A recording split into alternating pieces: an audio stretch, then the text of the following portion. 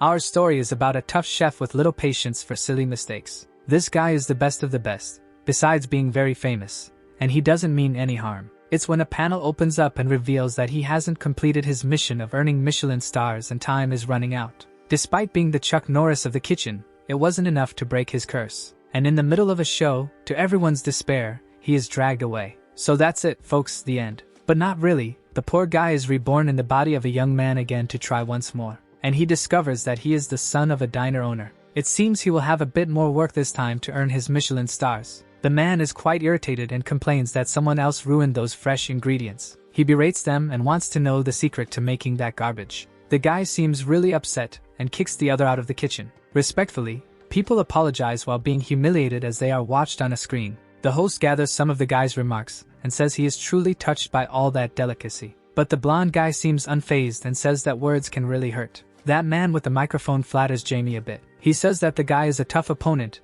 and that for the first time he sees someone so calm. And now he wants to test to see if the guy is really good. The Michelin star is the highest honor for a chef and he has 21. The host then begins to review all the chef's accolades. That guy has already written books, won awards in France, among other things. So he sums it up by saying that the guy is really quite famous. Jamie realizes that he is trying to provoke him with everything he says. He thanks him for the presentation but says that just chef is enough for him. The guy provokes him by saying he doesn't know if he can handle it today, but the man tells him to start. Then he asks the chef to talk about the Michelin stars since the audience doesn't know much about it. Excited, he says he will explain the basics. He says that 1 star is given to a restaurant that has exceptional cuisine. A 2nd star is offered when the restaurant is so good that you change your routine to eat there. There is also the 3-star restaurant that makes the experience very special. The host says that instead, viewers might want a more personal explanation. So the man thinks for a few seconds and decides he will explain in a more straightforward way. A 1-star restaurant can attract many customers and sustain itself without problems. A 2-star restaurant can increase its earnings by up to 7 times. He explains that worldwide there are fewer than 100 restaurants with 3 stars. Then he questions the host if the value of those few restaurants isn't really remarkable. Everyone watching that live show is impressed and applauds. The guy says that Jamie has a total of 21 stars to his name, then asks what the secret to his success is. Since many spend their entire youth just to earn 1 star, he thinks the chef took advantage of influence to achieve that. Jamie says that many think that, but the stars have been kept anonymous for over 110 years. Then they want to know if he can't influence the stars even being the best chef in the world, and the man says no. What really matters is whether the food is good or not. Then suddenly a panel appears in front of him saying that the time for reincarnation is just a few minutes. A bit tense, he loosens the cloth around his neck and thinks it's almost time. Excited, the host says he prepared a dish for him that many young people enjoy nowadays. Then the food arrives, and he sees that it consists of several simple and tasty things. He laughs and says it looks like quite an interesting meal. As he enjoys the food, the minutes keep ticking down. Then he tastes it and glances at the panel. Once again, another minute has passed. The host wants to know honestly how it is and asks for his usual critiques. Smiling, he says that one of the dishes there is a bit tough due to how bad it is. Now there are less than 2 minutes left until his reincarnation. He puts his hand on his face and seems to be feeling a bit unwell. Something starts to happen, and he sweats a lot. The host calls his name as his vision blurs a bit. The entire audience is startled by what is happening, and then it ends, showing that time is up and he is being dragged away. It seems he failed the mission to collect 25 stars and time has run out. He looks at the panel feeling a bit unwell, and he seems to dislike what he sees, cursing the situation. Then he appears to lose his strength, and collapses like a sack of potatoes on the floor of that stage. The host panics, asking him to open his eyes, and just before losing consciousness, he hears people calling for an ambulance. The guy thinks he can't believe it ended this way again, and that next time it won't end like this. The terminal shows that it is synchronizing and a new mission will begin.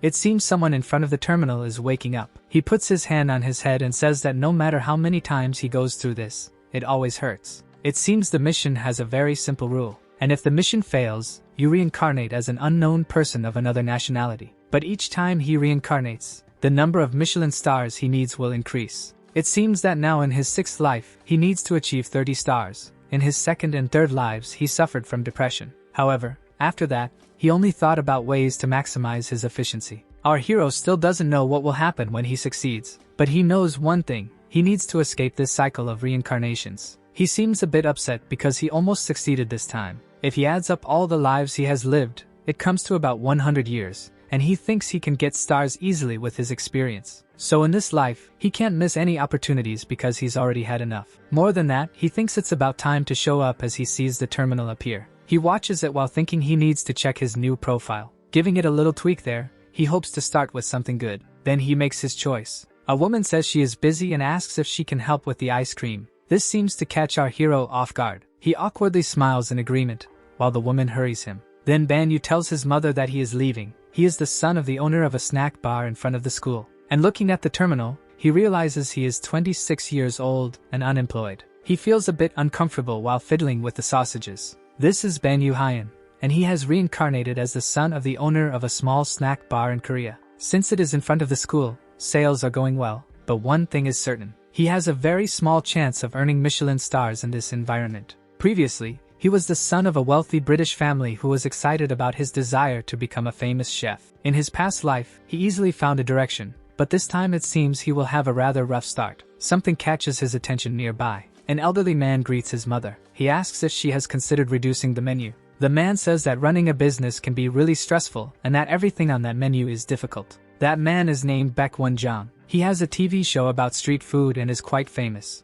The man said he would throw everything away and start over to give that business a boost, and if it doesn't work out, he will join her in management. There are a series of advantages and disadvantages to using the snack bar on the TV show, and the good thing is that it can attract more customers and money. And money is a necessary tool to earn the stars more quickly. The man wants to know if her son will try or not. He feels a bit embarrassed and thinks about the owner of this body, a university student who is exhausting his mother by working hard to earn money. Actually, he is a guy without a job who just stays home eating. He doesn't know how people would react, and some people on the other side of the screen are quite irritated that he isn't lifting a finger. Our hero thinks he can't slack off and that for the sake of the stars, he needs to do everything right. The man tells him that he has given him a week to decide and that he can't appear on television just eating and playing. His mother gets a bit tense while calling his name, but Baekwon tells her to stop protecting him, then asks if he has made his decision. Our hero thinks that of course he will need to act a bit because he needs to touch the hearts of a nation. In a cute way, he says he will do his best. The man gets excited that he has decided this, and our MC knows the power a broadcast can have. Baekwon says he will see him next week while our young man thinks he knows how to manage his image on screen. So he leaves something saying that the basics are written there, and that he should follow this for the next week. His mother steps in trying to defend him, saying it's too much for her poor little boy. They are worried about having left the homework to the irresponsible boy, but the girl says there must be some purpose. Then Banyu takes the lead and says he will do his best. It seems he is an immature son over 100 years old. He then decides to start warming up slowly. A week later at the restaurant, someone seems quite irritated, questioning what happened in a week. The guy says he looks like a completely different person and that he's doing great in the kitchen. They question Baekwon, wanting to know what kind of training he did for the boy. The guy smiles and says it will be difficult in some time. Looking at the screen, they want to see if he practiced well. Then they observe the young man cooking and chopping while explaining what should be done. It seems the ingredients are quite different from last time and everything looks delicious. That man wants to enhance the menu of the place, and they will include ramen with some extra ingredients. Then he says the question is whether they will be able to prepare all of this properly. They want to see if the homework they assigned to the boy improved his skills while he continues cooking with his mother. The girl is worried if they are doing everything on time, but the host says the guests have arrived and things are going to get crazy. Our hero welcomes the first of them. The guy says a good crowd is coming with him. Then he wants to order 14 fried eggs with rice and 8 ramens in advance. Shortly after, it seems the whole crowd really arrives, asking if the guy has already placed the order. On TV, it says they are packed and losing orders, so they question how they will overcome this. While our hero seems a bit overwhelmed with work, the girl asks her president if this isn't too much, commenting that it seems like too much for beginners. However, back at the diner, our MC moves the knife like a swordsman. Then they say he has impressive culinary skills and start describing each of his movements. He has the ability to cook some things and prepare others at the same time, making everything as perfect as possible. Banyu makes some really nice moves in the kitchen. The guys are genuinely surprised because he looks like a professional chef working, and he only trained for a week. The program host feels a bit tense questioning this. Banyu thinks there's no time to pretend to be an amateur there, because he needs to complete the mission in the best time possible. He tells his mother that he will start serving the rice with eggs. They order 2 more eggs with rice, and the chef confirms. They are asking for more food and she says she will bring everything soon. Our young man says everything is ready and just needs to be plated. The director notices that the position between mother and son has switched, and he is still much faster than her. She is curious because she saw the boy putting cold water in the rice with eggs. The guy explains that frying cold rice can keep it separate and fluffy, but since it lacks moisture, he needs to add water. But he knows he didn't write about this and wonders how it's possible that the boy has obtained this knowledge. He starts to think that the boy hid his skills to appear on screen. Then he asks the director to follow him for a few seconds. One of the customers leaves saying he really liked the food and that he will come back the next day, so our hero thanks him. He breathes a little relieved thinking that everything is almost resolved. He is used to receiving compliments from those people with empty plates in front of them, and this is due to having 100 years of practice. But this might seem a bit impossible for a beginner. His mother seems a bit impressed by this, and he has gone through numerous embarrassments because of it. He has always tried to do his best to maintain control and balance in his reactions. Smiling, Banyu never thought it would be so easy to cook, and if he had known, he could have started earlier. He feels shy and says he practiced a lot last night. He knows that 20 years is a short period and he cannot limit his abilities, and his mother thinks he is wonderful. Then suddenly someone asks if he practiced all night, and that happened. Surprised, the guy says he thought it was a presentation, but now that he is there, he can't believe they are having this conversation. Our hero's mother is happy and welcomes him. He asks the lady if her son is a culinary genius, but she says she doesn't know and that she is happy with his work. Baek Won keeps analyzing our hero, thinking he looks very much like a professional. Finally, he sits down and asks Banyu to make him some fried rice and eggs as well, and our young man gets excited about the idea. Then, shortly after, that food is ready. He observes it with curiosity for a bit. Next, he puts it in his mouth and is taken by surprise. The guy can barely speak. Banyu questions whether soy sauce is the base of the dish's flavor, but it seems to be overshadowed by another item on the menu, the ramen. The guy, very surprised, asks about this. He explains that it wouldn't be possible to enjoy the flavors of both, so he made the fried rice his way, and that while it does have a bit of soy sauce flavor, the butter and honey are stronger. This combination neutralizes the spicy flavor of the ramen. The presenter is very surprised, questioning if he really made this himself. Nearby, the cameraman asks if it wouldn't be inappropriate to change the recipe. The presenter takes another spoonful of that food. He gets overly excited for never having thought of this, and asks him to sell this recipe to him. The cameraman is very surprised by the guy's reaction. The other young man tells him to be quiet and to get a close-up of the president. He says that something simple and delicious like this can only be made by true masters, and that the combination of this with the ramen is truly wonderful. Meanwhile,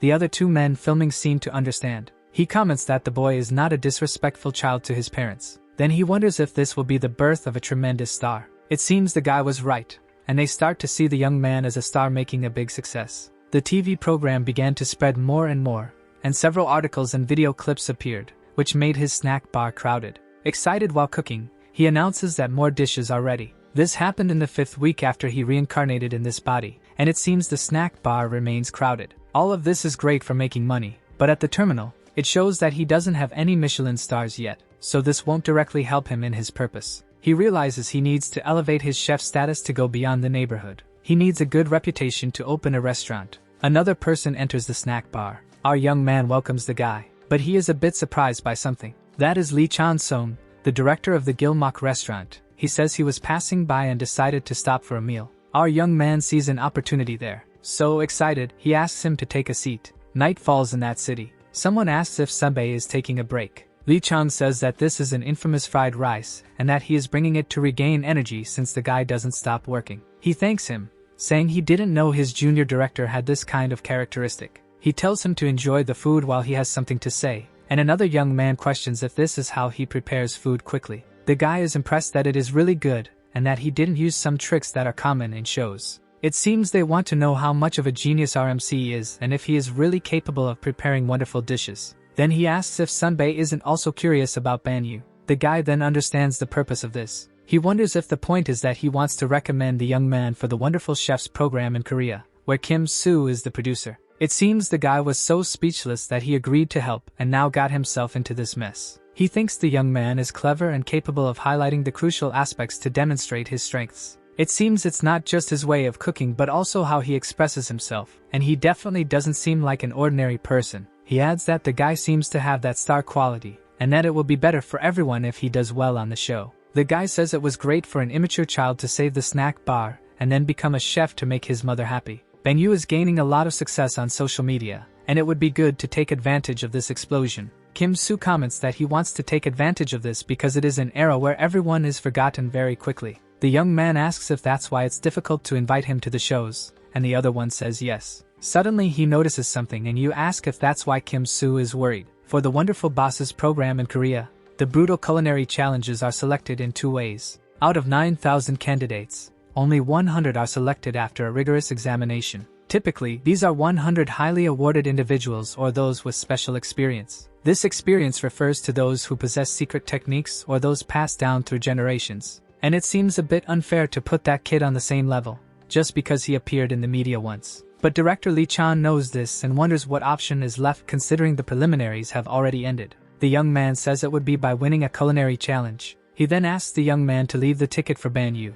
assuring that he will be a star, and the producer wants help with that. But he knows that winning a culinary challenge is not easy, so he needs to prepare some advantage. In the diner, someone questions if they saw the envelope. It seems the guy sent an envelope with a lot of information about the previous challenge winners. He explains that it is a city-level challenge, so it won't be a problem to select him if he wins, and this time they will take the 2 best. He tells him not to be disappointed if he fails and that it's important to challenge himself. He thanks him kindly, thinking that the young man believes he will fail. Then he says goodbye, stating that he is busy with the competition so they can meet later. That competition consists of 2 rounds. The first round focuses on making special dishes, while in the second, the ingredients are provided by the organizers. It seems that high quality doesn't need to be shown in the first round, and without showing the basics, he will already attract attention. He thinks about making a family-friendly and easy dish. He remembers when he made shepherd's pie, which he made for a show and is a perfect meal for the occasion. His mother says it's her day off and asks if he is cooking again.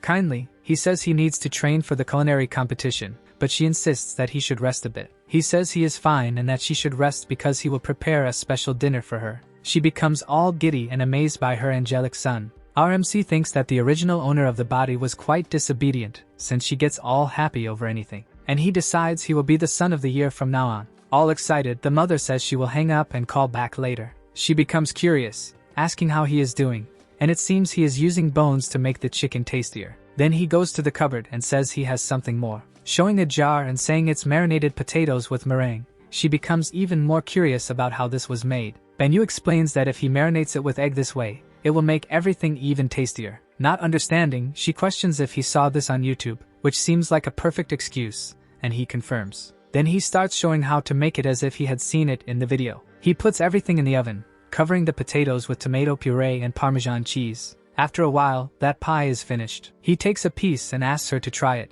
while she says it looks delicious. Then she takes a forkful and tastes it, and she seems enchanted by what she is feeling. She says it's wonderful and that they could sell it, besides thinking he spent a long time watching videos. A bit embarrassed, he says he just got lucky. She is amazed, thinking her son is a culinary genius. It seems she contacts someone and questions about the ground beef pie that she is not sure about. She talks to someone who says it's not dog food, which is the name of the dish, and our hero thinks that good food is good food. Banyu has thought about this before, as his pie is presented as number 93. He understands that there seems to be a pre-established way for Koreans to praise food. The guy comments that he could sell this for a high price, and the woman says she never expected to taste something like this in a food competition. They are very impressed with the flavor of the food and call more people to taste it. It seems someone wants to eat more, but the man warns that there are still judges who haven't tasted it. Beth, the culinary researcher, is impressed with the flavor of the cheese and the other ingredients in the pie. Jack Kim, who has 2 Michelin stars, questions why he used beef instead of lamb.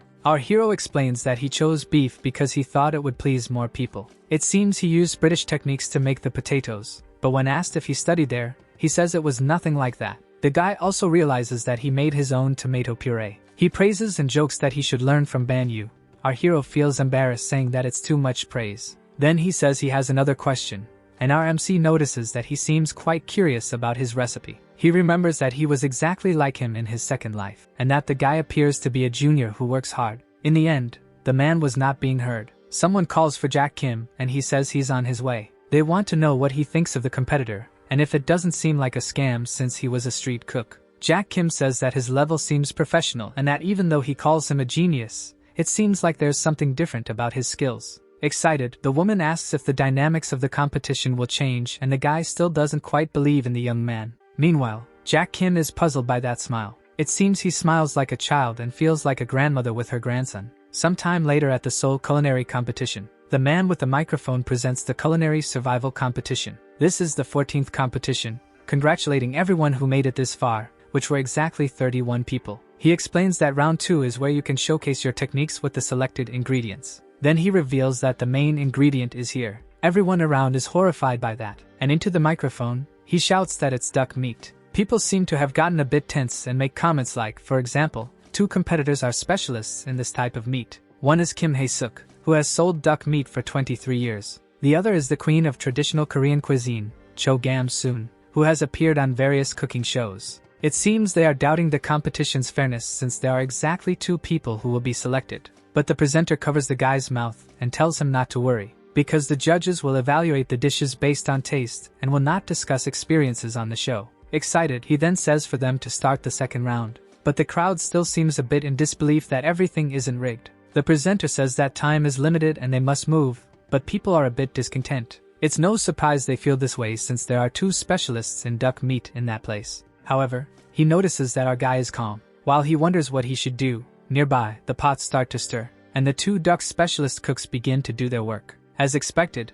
everyone is watching how the specialists are working. They intend to try to gather some information to produce their dish. But he knows that it's impossible to have confidence in oneself if one is copying others. So he becomes curious to know how Ben Yu-hyung is doing. While he works, the judges pass by his station. She asks what kind of food he intends to serve, and our MC says he plans to use the duck breast. Chef Kim Song-ho, head of the Blue House in South Korea, says he will have to stand out since many are making this dish. The guy thinks that's true and that they might be disappointed compared to the first round. Kim Song criticizes him, saying he needs to have a sense of challenge and determination, and that doing the same as everyone else won't get him anywhere. He walks away saying that in his time, copying a recipe would result in an automatic disqualification. While the other woman says she's eager to taste this, and our hero says yes, he will show the difference in his techniques. Jack Kim is impressed by how he doesn't let the judge's criticism interfere with his mental state, and he thinks it would be really cool if he can show that difference during the competition. Our MC continues working full of confidence in his dish.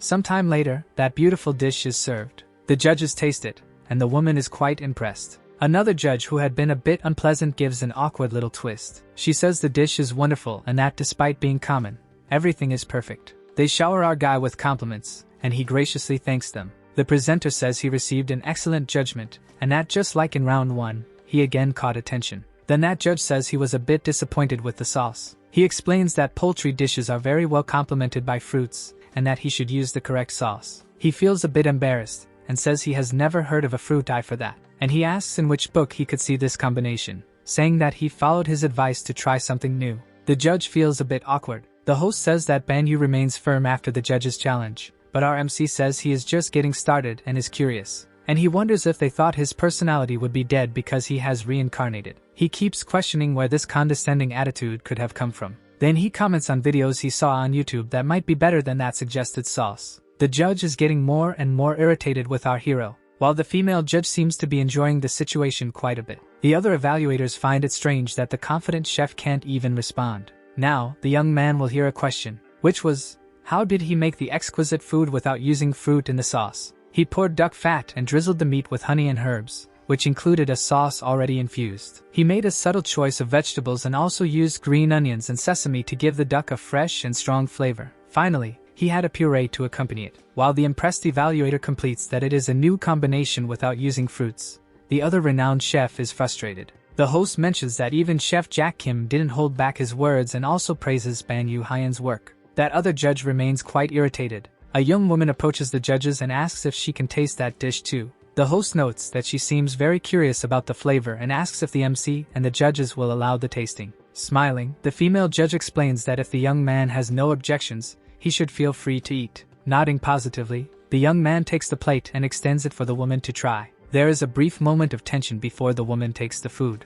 Then she eats it, showing an immediate look of surprise, capturing the flavor of the green onion and sesame and achieving incredible flavors with the carrot. The duck meat is refreshing, rich, and tender. The woman feels a bit embarrassed but will ask for a favor. She humbly requests that Ban Yu-hyun teach her how to cook that dish. Impressed, our hero thinks that even someone who has been cooking duck for over 20 years asks to learn something new. Knowing that this is not an easy attitude, he admires his colleague and happily accepts her request. The judge observes them in silence. "My young man, have you ever thought about learning to cook professionally?" he asks. He also says he can't forget the dishes made, that there are more things he wants the boy to learn, and asks for his contact information. Our hero, for a moment, doesn't even know what to say. That man is an incredibly skilled chef who even has 2 stars. He remembers another competitor who has 21 Michelin stars and thought he had nothing to learn from the MC and that he wouldn't thank him if he learned something. The young man thanks him for the offer but explains that he is busy managing the shop with his mother and that he will visit the chef later.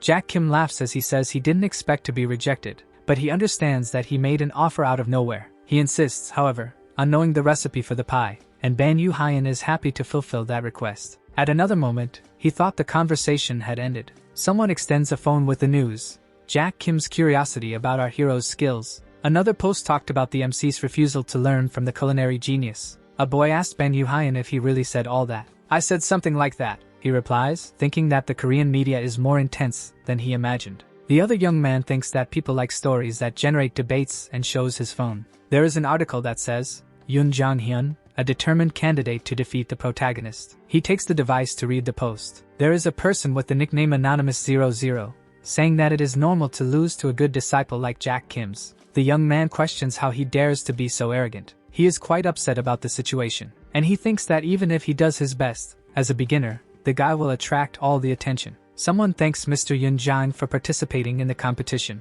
The guy says they will capture his daily life in the kitchen on camera. They expect a lot from him for being Jack Kim's disciple, so he asks if he is confident about the competition. Smiling, the young man says he wants to show his skills because good results await him. Then he is asked about wanting to go to the championship and reminded about Ban Yu. People comment if he won't be intimidated by RMC, but it seems that articles say the guy is very good too. While he waits, something surprising happens, and the tower with the microphone falls to the ground. He apologizes to the people, leaving them somewhat surprised. He can't concentrate well there because there are some insects making a lot of noise. Those guys get a little tense about it. Awkwardly, he says that the new staff members are problematic and tells them to leave so the interview can continue. The young man seems truly at ease, but in reality, he is worried about our hero, thinking that he is already bothering him even before the event starts. Someone asks who is the person they most want to compete against. A young man responds that it is our hero because he wants to know if he is really good or just a story. And a girl says she wants to compete against him because he is quite handsome.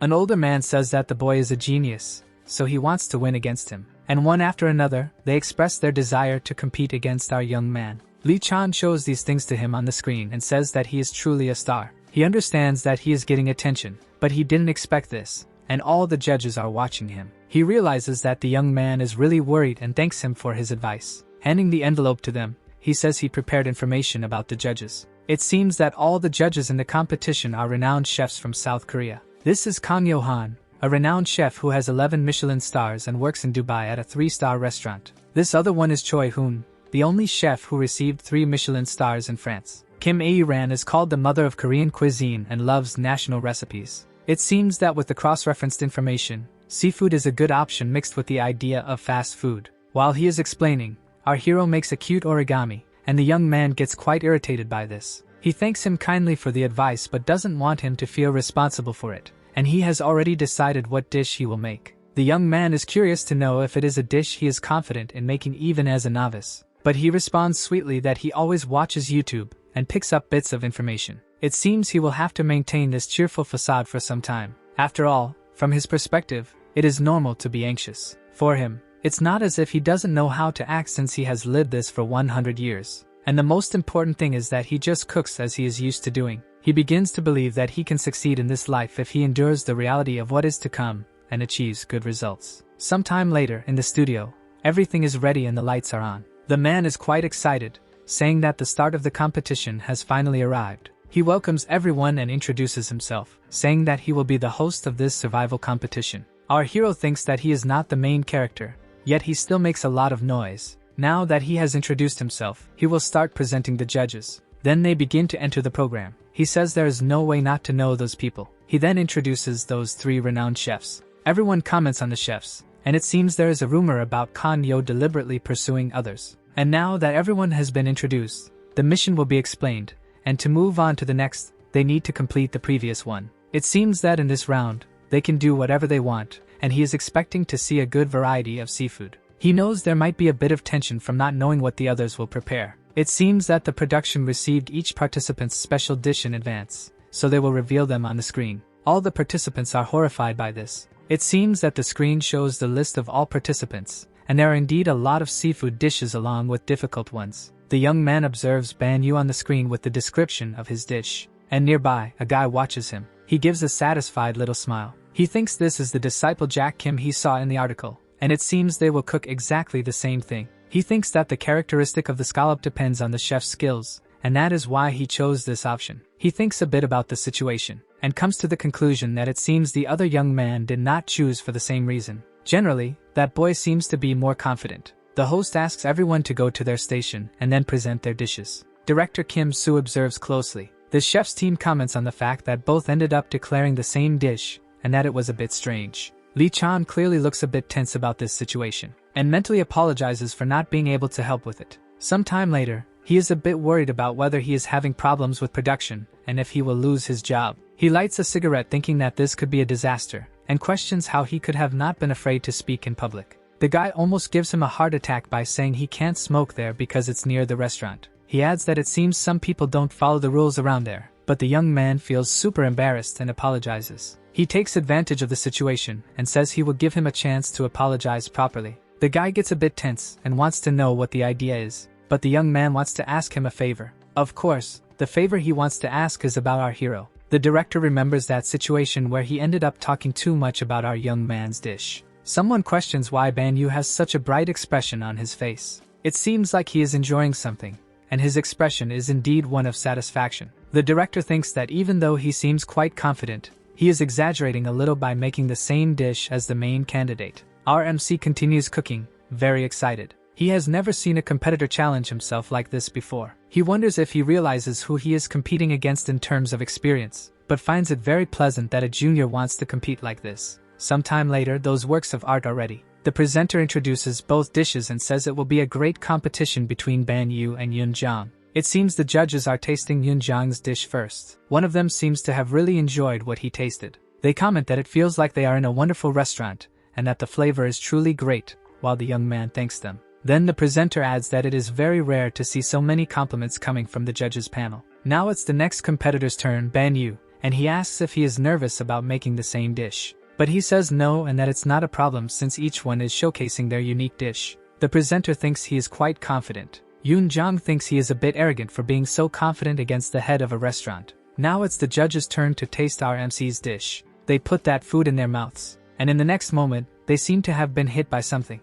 Passing the fork over the plate, one of them comments on something. They start talking and whispering about the dish. Another guy is satisfied because he thinks the judges are shocked that the dish is terrible. One of the judges is really shocked by this, and he says it is the most perfect flavor he has ever tasted in his life. His opponent becomes tense and surprised by this statement. Then one of them questions what he used, asking if it was watercress. He confirms, saying yes, and that he made a watercress butter sauce on top. He explains the whole process he went through to make it incredible. He adds, to everyone's surprise, that the puree is not made from broccoli but from cauliflower and peas because he wanted a unique flavor. The judge says that this combination was indeed a surprise and that he didn't know it would pair so well with the rest of the dish. Then the presenter offers the apron as a symbol of success since it was the highest rated dish in the competition. Humbly, our hero thanks, and his opponent is stunned by what he is seeing. Kim Ae talks about Yun Jiang, saying he was also wonderful. Our hero goes to a table and says he will take it to him, and he hands him an apron,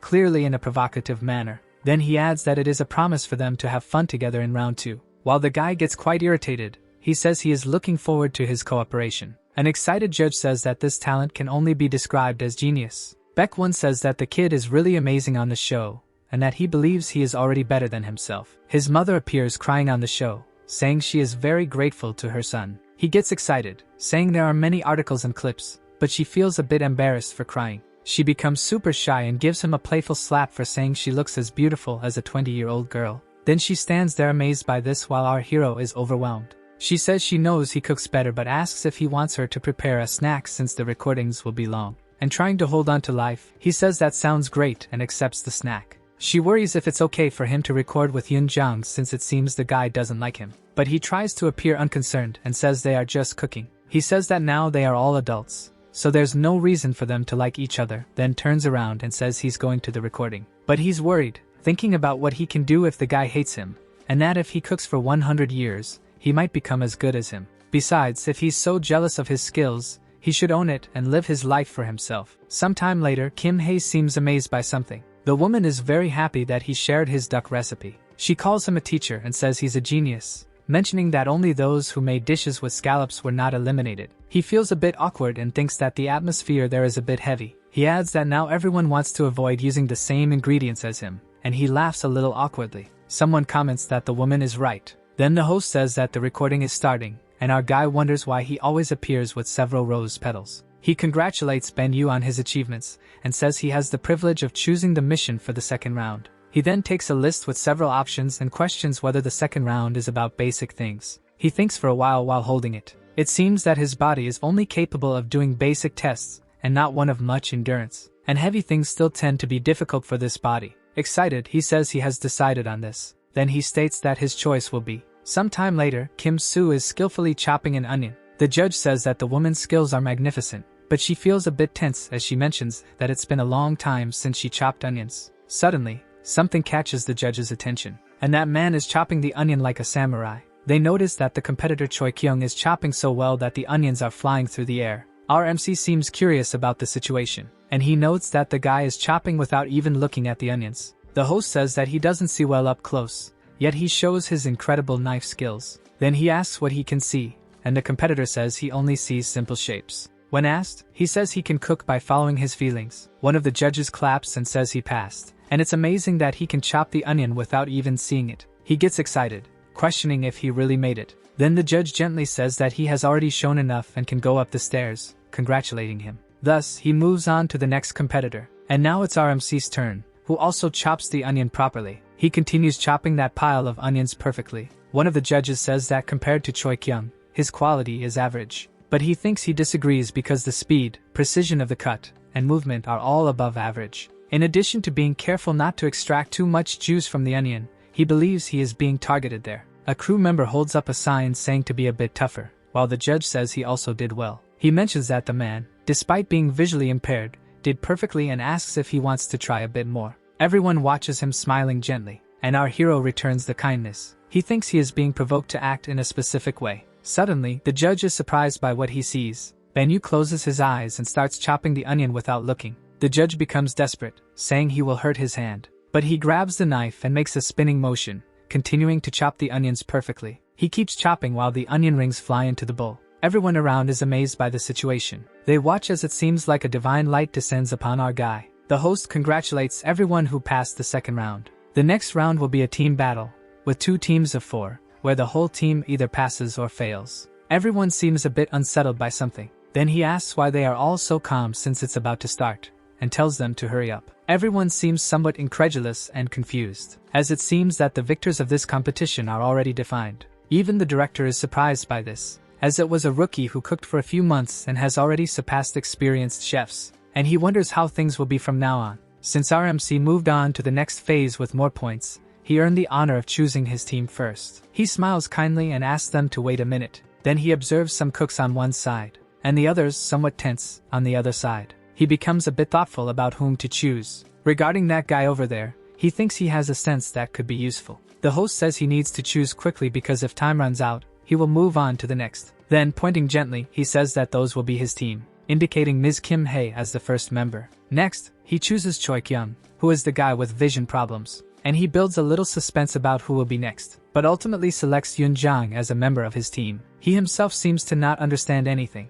Inside, he thinks of him as a filthy brat for giving that kind of look after being chosen but tries to be kind. One of the judges would like to know the criteria he used to choose his members. Ben Yu confesses that he didn't think much about it, but if he had to answer that question, it would be to maximize efficiency. Questioned by the judge, he asks if that arrogant kid could step back a bit, because he needs to pick one more person for the team, so he would like to ask for a favor. The guy trembles a bit, becoming somewhat tense, and filled with anger, he says it's fine. Ben Yu realizes that the guy acts this way but has a good heart deep down. Then turning to the others, a woman raises her hand quickly. Min Seo raises her hand and says she will do her best. The others notice her there with her arm up, and everyone starts to imitate her, asking to please be chosen. The host is surprised that everyone wants to join Ben Yu's team. She knows that if she can't get into that team, she will end up losing. The girl says that her skills might fail but she wants to be part of the best team ever made in the competition. Our boy says he can't refuse such a request, and is looking forward to her help. She becomes a bit too emotional and thanks him a lot.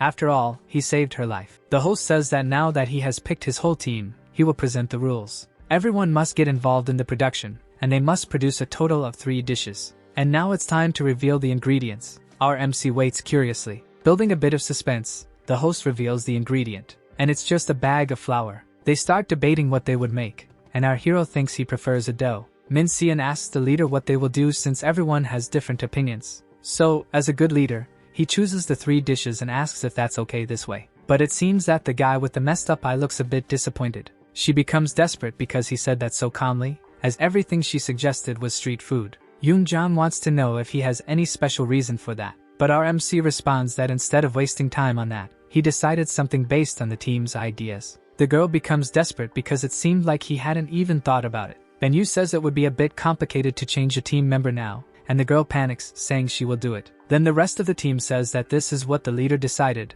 It's decided, and they need to believe in him. The girl finally gives in but notices that all the others seem to be making fancy dishes, and she wonders if Korean street food can really win against the others. Then she approaches and makes a decision, while our hero tells them to do it with energy. Like in a song, the kitchen needs someone to coordinate all the movement. In his previous life, his temperament was quite explosive doing this. But there, as a novice chef, he is kind. He asks Choi Kyung to be careful with that rice, giving some instructions to the man. He also approaches Yoon-jang, giving him some instructions. Then he starts to explain the space he should create to achieve more flavor and a better texture, in addition to explaining how to neutralize the strong flavor of one of the ingredients. Now he will pass some instructions to Hae-suk, asking her to prepare the necessary ingredients for the sauce. She feels a bit insecure and questions if he really thinks she can do this. But he reassures her, saying he will taste it and that she is great, making her happy and thankful to have him as a teacher. Then someone calls for the team leader. She is stirring things on the fire,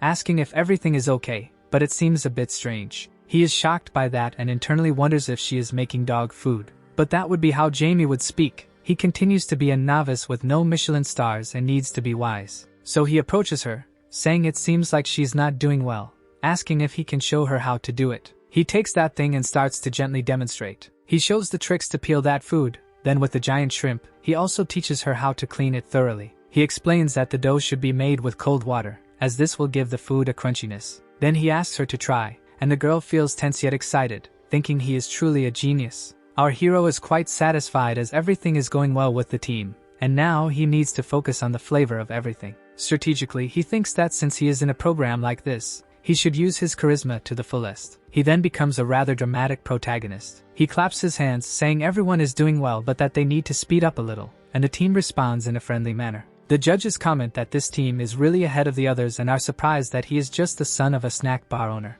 They can't believe he could have this level of skills and experience. The host exclaims that the judges are very interested in Ban-yu. But suddenly he says that the atmosphere of his team doesn't seem completely positive. He returns that the alcohol from the mirin hasn't fully evaporated and that it will need to be strained to remove impurities, asking her to do it again. He now tells Hae-suk that it seems she used too much ketchup in her dish and also didn't use shrimp powder. He also gives some instructions on how to fry those things, and Ms. Min Seo responds with incredible determination. The host says that skills outweigh experience, and the chefs are accepting orders from another beginner. He adds that what they say is that they can cook however they want, but if the taste is bad, they're in trouble. He says that with time, they can improve the flavor and that they are ahead of the others, so they should trust him a little more. Then they continue cooking, following each step of the dishes while the leader motivates them appropriately. After a while, someone rings a bell. Then he raises his hand, saying that his team's dishes are ready. The judges are quite impressed with these results. He observes from above those dishes that look wonderful. One of them starts to taste the dish, and seems to think it's one of the most delicious dishes he has ever tried, not even remembering what his mother used to make for him. He says that the flavor is truly powerful and he didn't expect such a result in the competition. He mentions that it doesn't seem like an individual dish but rather a journey through textures and flavors, praising the girl's frying skills, and that everything was perfect. Plus the team had great synergy, so they passed this challenge. She hugs our hero, happy that the judge liked her frying, and the other woman says she knows they won't win because they have a great leader. The man with the bad eye says it's a great moment. The arrogant guy says he doesn't feel that way, but winning is winning. Min Seon says she will take it as a sign of great gratitude, even though he is a stubborn mule. After the judge's evaluation, all 4 teams are approved and can taste the other dishes if they want. They are impressed to see the dishes from the other teams, Sweet Min-sian seems to be really enjoying that tortilla, and they talk about the good flavor choices. She asks if he doesn't want to try it, but he says he's already full, so she can go ahead. She can tell just by the level of cooking that it must be terrible, but she will keep her thoughts to herself. Then suddenly, the host dramatically raises his arm and tells everyone to stop. He also says for everyone to stop what they are doing right now. And shouting into the microphone, he announces that the next round will begin. He says the next mission will be to imitate the dish from the other team. And since they are already in front of that counter, they can take those ready dishes. Unless the exciting team showdown is about to start again. There is the dish from our favorite team. Some people approach and taste it, becoming a bit worried. The host shows that no one is around Banyu's team table, which received an epic evaluation. Judge Ae Ran scolds everyone, saying they won't get anywhere without confidence. She says the challenge is important even if your opponent has incredible skills. Min-sian thinks it's alright since she is on the winning team, but if she were on another, she would be in trouble. That team says they will try to make Banyu's recipe, and the judge is happy that they have that spirit of challenge. She is quite happy not to be herself and seems to be working at home under her mother's pressure. The host asks if everyone has made their decision. Then, excitedly, he raises his arm and says there's one more rule. They can remove one person from the opposing team, and that person will be classified but will not be able to cook. Min-sian now becomes desperate about this, thinking it's like receiving homework from her mother. The other team's members seem to have become a bit excited now. They decide to exclude Banyu from that round, leaving our guy a bit surprised. The girl becomes very tense upon realizing that he was the one excluded from the team. She looks to the side with her cute little eyes, thinking that if it's like this,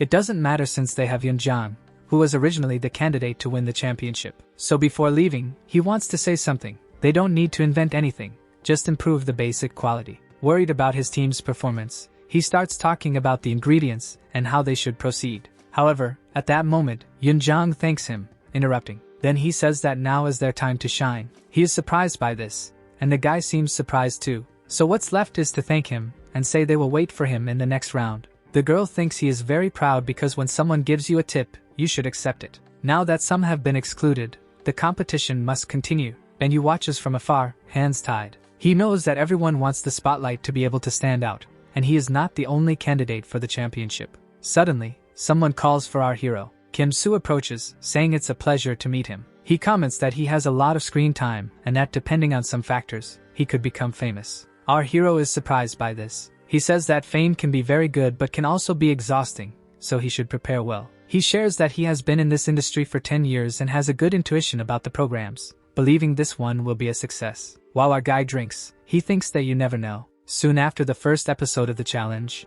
the diner seems to be packed. Many people are there filming and taking pictures, when suddenly, our hero opens the door, making everyone very excited. He calls for customer number 260, saying he will receive him now. But he asks him to wait a little longer, apologizing. People seem entranced, saying they could wait even 3 more hours, and that he should also take care of himself. It seems everyone is full of love for him there, and our guy feels a bit shy about it. Then he goes back inside, closing the door. He thinks he underestimated the power of K-pop and is feeling very tired. While he observes his mother serving the dishes, he notices that his mother always seems happy despite working a lot. Finally, night falls at that diner, and the woman seems very happy about it but acknowledges that her son is working too hard. He says it's nothing and asks if she needs to buy more knee pain relief stickers, but she says she still has some. Then she takes a few things and places them on the table. She says they mentioned he has been very busy, so they left some business cards for him. It seems they are from some famous companies interested in our hero. She is curious about a dish they are discussing that is not served there, but he says it was from the TV episode.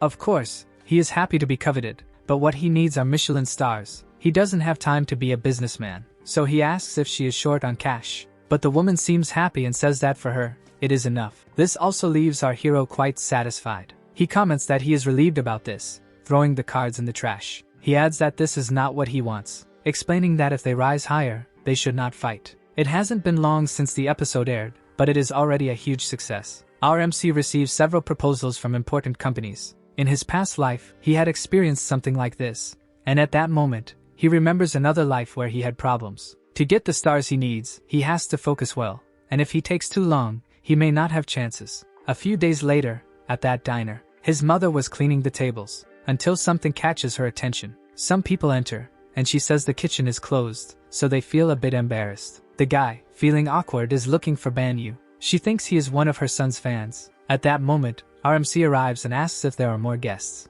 He kindly asks the men to sit down while his mother steps away so they can feel at ease. Instantly, everyone offers a business card to our hero. They say they really wanted to meet the young man. One of them is an executive chef from a hotel, and after seeing his program, he became very interested in recruiting him. The older man introduces himself, saying he is the kitchen assistant of a second hotel, and wants to help them with their research. Lastly, the mustache man states that he is the executive chef of Dining Impress, adding that he can gain experience with his hotel. Our hero says he appreciates all of this very kindly, and he asks for some time to think because all of this was very sudden. As he expected, people would start coming in person to try to recruit him. While looking at the mountain of papers, he thinks it is difficult to make a choice. But even so, starting as a manager or a junior supervisor seems to be his only option, just like in his past life. Yet, he still believes he might receive some other crazier proposal eventually, leaving him even more in doubt. Sometime later, back to the competition. He meets with his competition team. He is very happy that everyone has passed. She says it was because of his influence. She adds that today they are expecting a lot for the recordings to begin. It seems that the filming set is very busy, so our MC questions if there is something different today, when suddenly the lighting of the place is turned on. That presenter appears, welcoming everyone to the semi-finals of the program. And that is the moment for the new team mission, which is the mass evaluation. Thus they invited the best evaluators. The program participants are a bit shocked by what is coming. A red-haired man named Lucian Malik appears. Our hero is a bit surprised too. He did not expect to see that man there, and before reincarnating, he was known as the masked demon with 14 stars. Our hero realizes that there is no need to choose an opportunity from business cards, so he decides to take this round very seriously. The presenter says that he has not received 3 stars in any restaurant yet, and that is the reason he went to Korea. The translator then passes the information to the man. He looks at the presenter, assessing the situation. He says that although it is a sensitive point, it was actually an assistant who invited him to be a judge. In addition, he heard that there are many talents at that moment, and he might find a friend to help him achieve 3 stars. He questions if this is serious, and adds that it seems like this could really become a reality.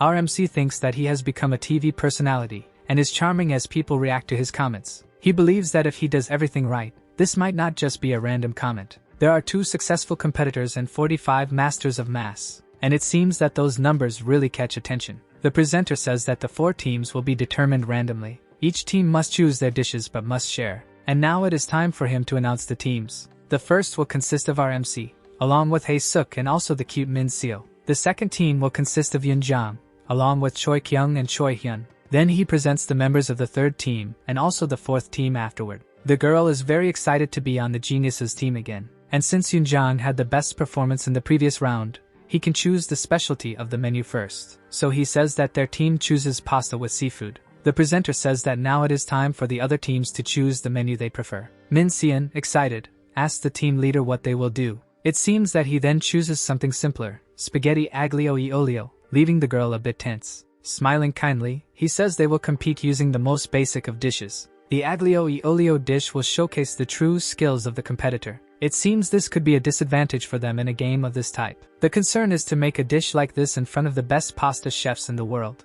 and to have their reputations destroyed in front of them. The girl observes RMC, worried. She asks if she should trust that praised chef again. She realizes he chose a basic dish again, and wishes him luck in this round. RMC kindly wishes her luck as well and asks if they should start. Then a loud man makes a dramatic presentation and says that the semifinals are starting. Our hero tells everyone to take their respective positions. He asks Hae Suk to prepare the appetizer salad, and the woman gets ready. So he says that Min Seo would take care of the restaurant, and she agrees. But there's one more thing. He asks her to be careful. He explains that it's very likely they will think of pasta with different cooking styles and other details, so she needs to be cautious about mistakes. Not making mistakes would be an advantage for them. The girl is already trembling but agrees. Our hero seems to notice her concern. He then places his hand on her shoulder, calling her name. He tells her that she is a girl with unique talents, so she should be confident and also show her fighting spirit. Suddenly, she becomes super motivated and says she will do it. And you think she is a girl who focuses more when encouraged, even though she looks quite flustered with her overly red face. He is a bit pensive, wondering what kind of food Lucian Malik would order. But thanks to his experiences from past lives, he believes he can anticipate this.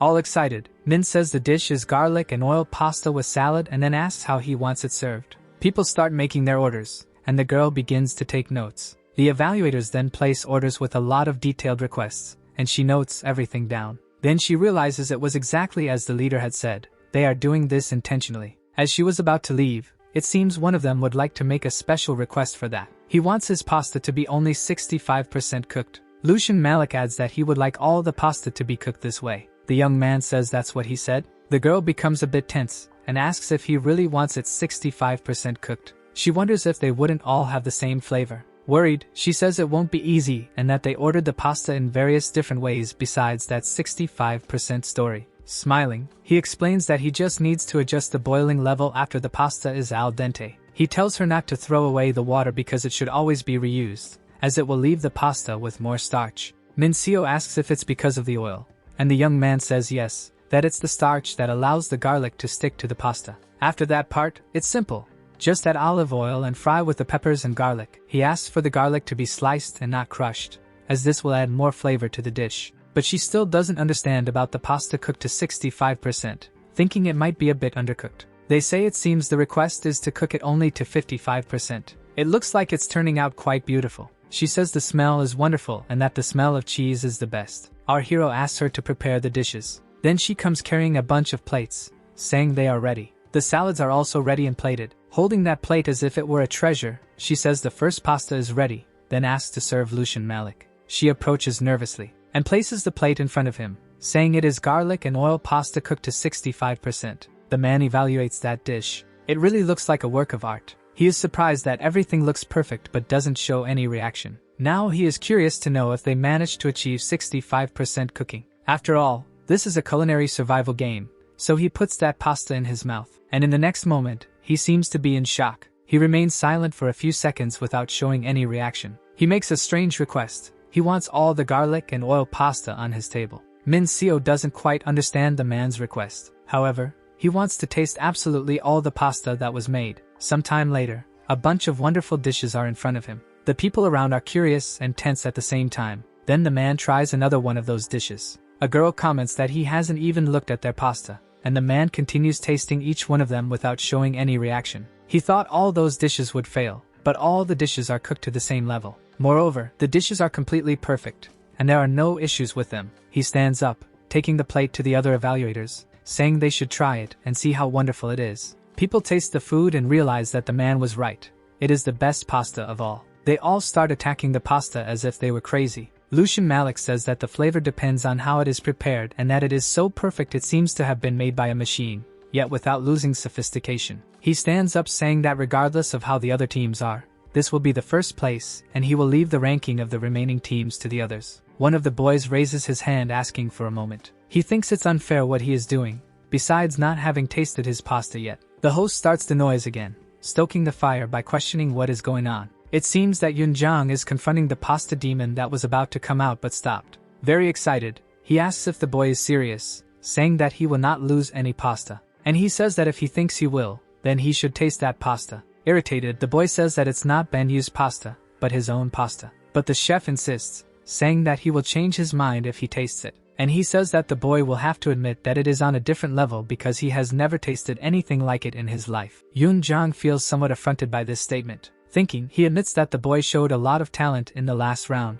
but he doesn't want to lose the opportunity to cook with Lucian Malik just because of that guy. Moreover, that is not going to happen, so he should taste that food. And in the next moment, he seems to be in shock. He appears to be floating, unable to believe what he has tasted. That thing is so delicious that it feels like it's dancing in his mouth. The oil and the herbs make the umami spread throughout his mouth, and it makes him happy every time he chews. Devastated, he cannot believe that the son of a diner waitress can create something so wonderful. He wonders how this is possible. Someone says that the person who can answer the questions has apparently arrived, and our hero is coming back into the kitchen. Someone comments that he shocked the judges and that Yun Zhang is arriving. Lucian Malik says that it seems he is the chef who made that pasta. Then he questions how he learned to cook something so grand. He concludes by asking if the young man would like to work with him. The presenter is in a frenzy, saying that after just cooking one pasta, he received a job offer from the man himself, and that suddenly the son of a diner owner was noticed by a world-class chef, and that is incredible. He is getting a bit tired of so many exaggerated compliments about everything that happens on the show.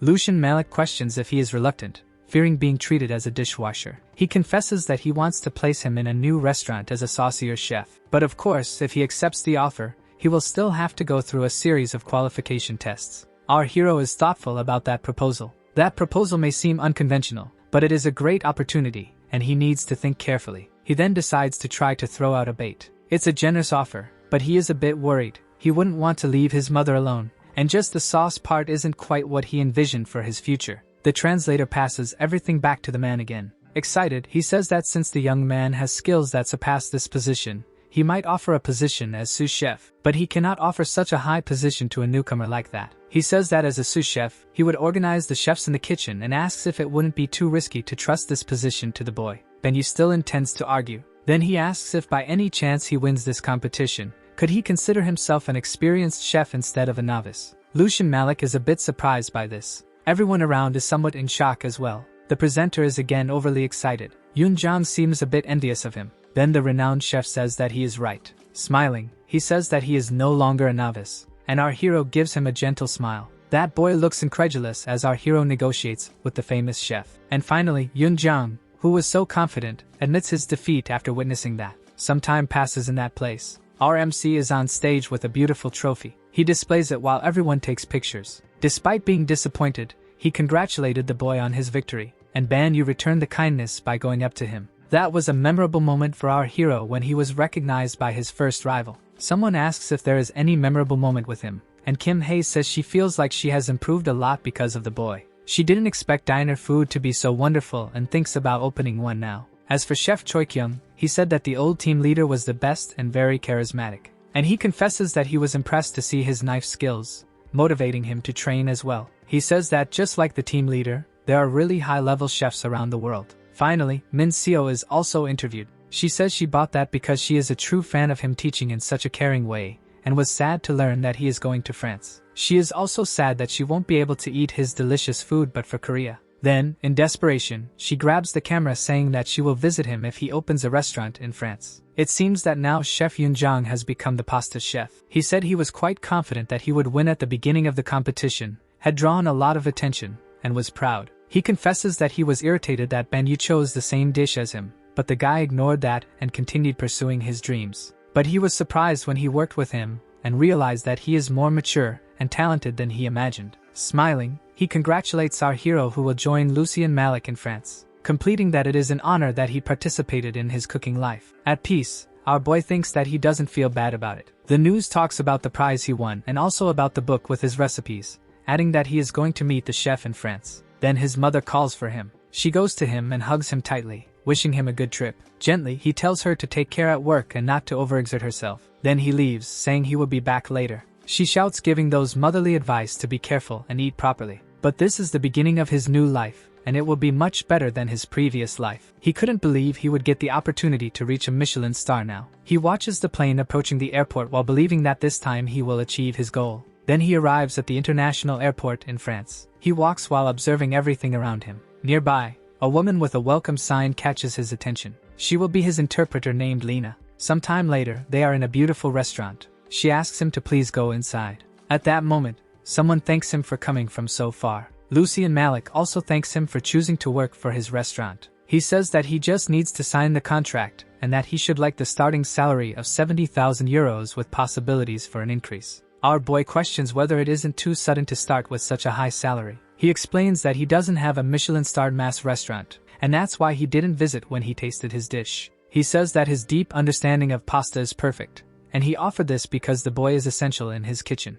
That is why he would like our boy to be the sous chef of his restaurant. Lena shows the contract saying that it is the same one that was sent by email. Banyu notices that they hired an interpreter, and everything is in Korean, so he thinks his life there will be good. Lucien Malik then says that there is another chef he would like to introduce. A man appears in the room and he tells them to greet each other. He introduces him as Luke and says that he has worked with him as a sous chef in addition to having his own restaurant. Our boy stands up and greets him, introducing himself, but the guy seems a bit reluctant. Finally, he shakes his hand saying that he is looking forward to working with him, but it seems that the guy squeezes a little too hard. Smiling, he says that his name is Luke, and he kindly says that he hopes they get along well. Banyu, you wonder what is wrong with this guy, if he is acting childishly or what? Lucien Malik says that he should rest today and can take a look at the restaurant and meet the rest of the team tomorrow, adding that his colleague Luke is there in case he needs anything. But our boy seems a bit suspicious of him. The girl says that now he is free to do whatever he wants, and if he needs to get to know the restaurant, she can help.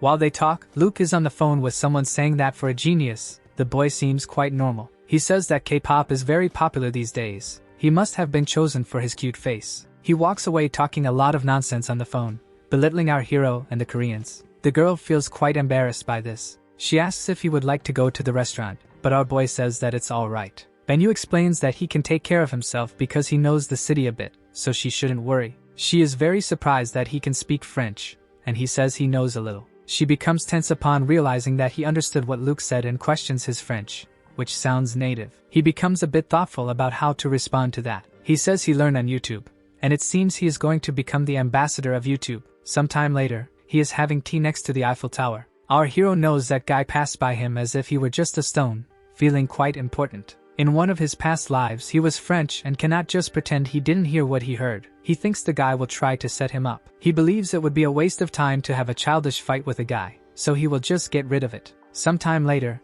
he is already in the kitchen. He seems to be organizing some things in the cupboard. Lucian Malik says he heard that someone woke up early that day and asks where the interpreter is. Our guy says good morning and mentions that she went to buy coffee for him, and the boss is surprised that he speaks in French. He mentions that he was checking the ingredients and, as expected, everything is wonderful. He said he wanted to see this in advance since food management is one of his skills. Then he opens a jar and tastes it. He becomes a bit curious about the flavor he is experiencing. He says that it tastes a little strange. Lucy and Malik is quite surprised by this. They hear someone saying they will travel to America to go shopping, and that they got a day off when they were promoted so they shouldn't worry, in addition to having secured a reservation at a very expensive restaurant. Upon arriving in the kitchen, he says he needs to turn off the phone because he needs to have breakfast to improve his mood. Lucy and Malik scolds him, saying it's not the time to relax with breakfast. The boy is surprised by the boss's reaction, and he stammers, asking what happened. He wants to know if the guy is managing the ingredients he requested. Throwing that thing against the wall,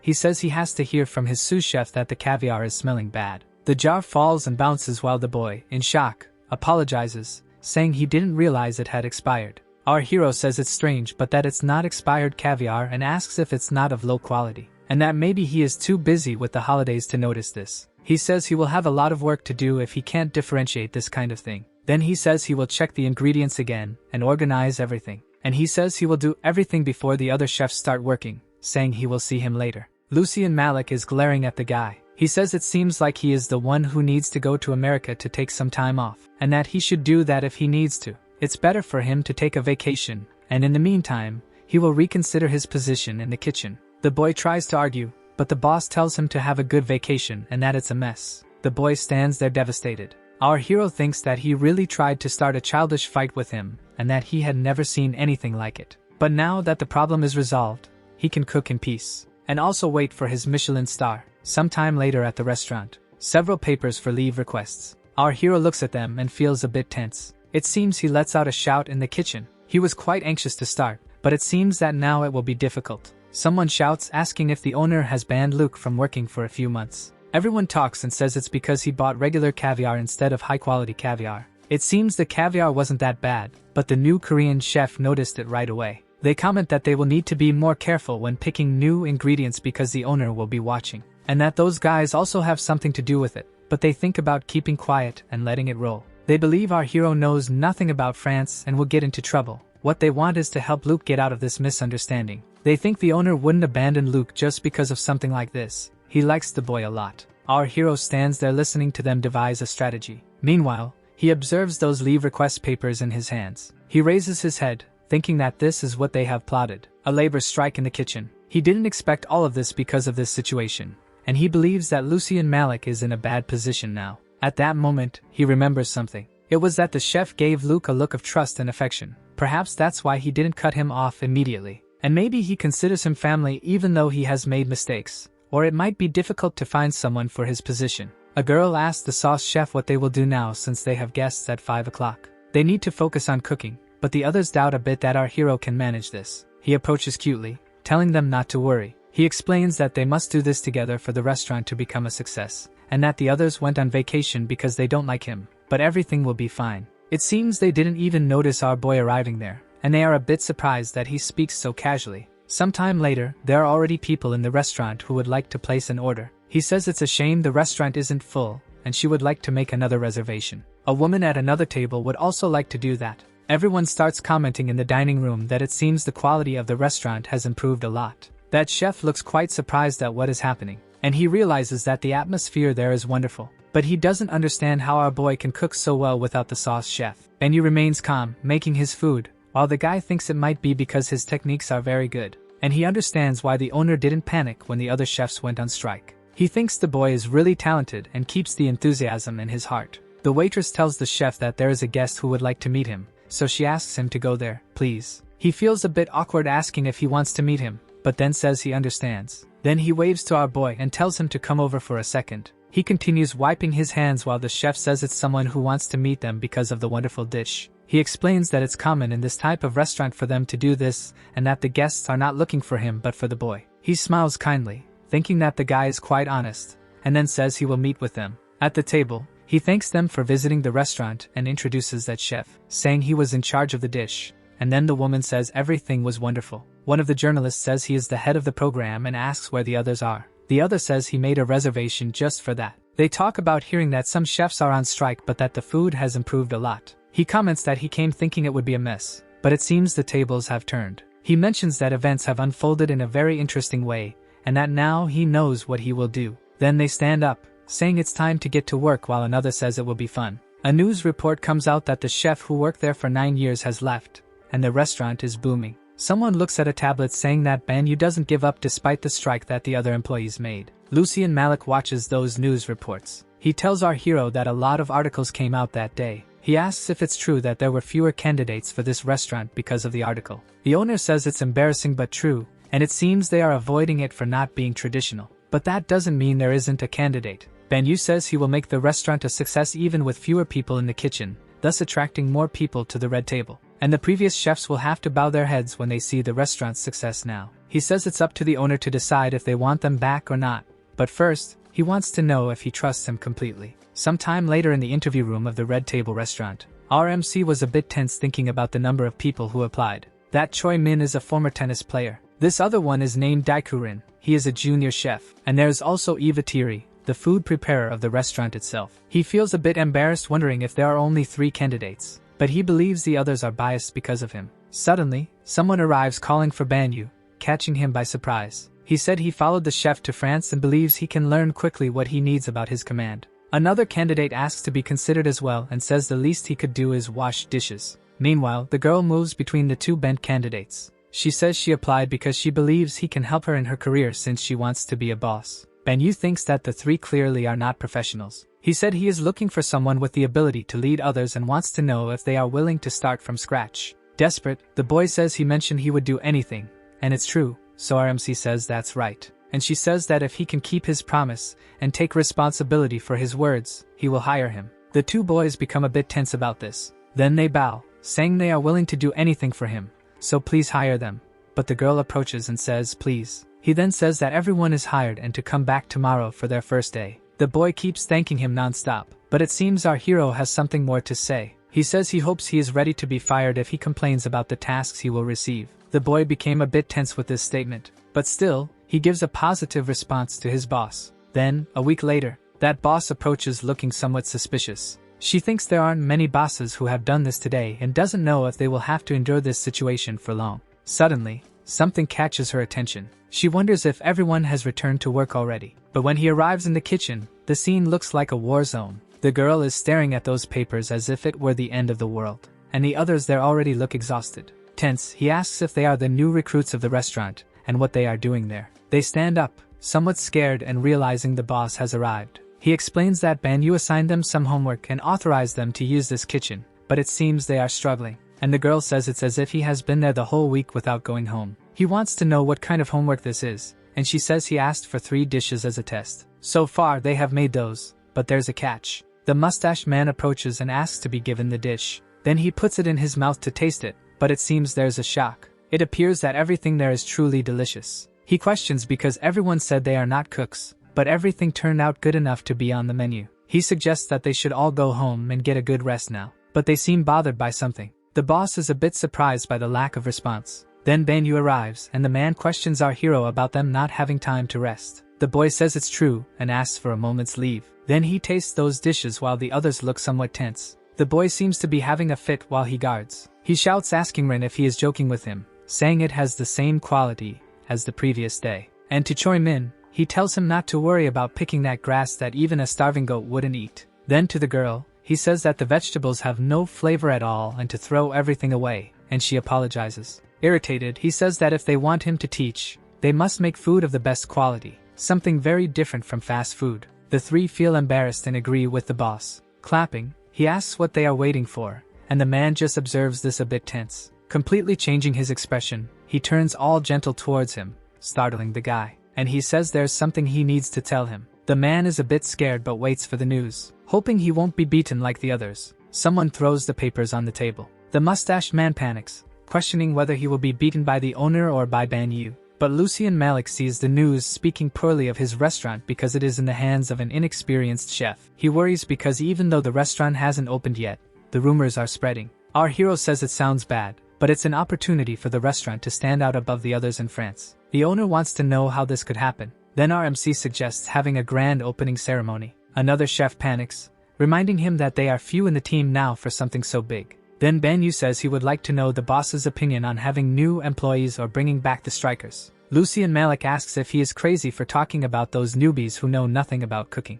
But he says they can still show how sharp they are, and anyway, there aren't that many qualified people. He adds that he is there to say that it's not a gamble. It's a move that will ensure victory. He smiles at the man who looks a bit incredulous. Then he mentions that this story about how sharp they are seems like a Korean expression. The owner says he believes in him but that it still seems like a gamble putting his restaurant at risk. But he is very confident, so he better keep his word and make this a success. Our hero smiles gently at him. Confidently, he then tells the man to prepare to receive a huge prize. A little before the restaurant opens, the menu was presented to the Culinary Academy students. Some participated only because they were really curious about the rumors, but most confirmed how grand the menu was after tasting it. Suddenly, someone places a box full of papers on the table, and says that if they are interested, they can send their application form now. Because joining the restaurant as a young chef, they won't have to worry about washing dishes. Sometime later, a plate of food is thrown straight into the trash, and he asks if they are out of their minds, saying that cooking is not about copying recipes but about putting feelings into it. He shouts for them to pay attention to details because this is the only way they can earn the title of chef. He apologizes for his rudeness but is as tough as Jamie was before,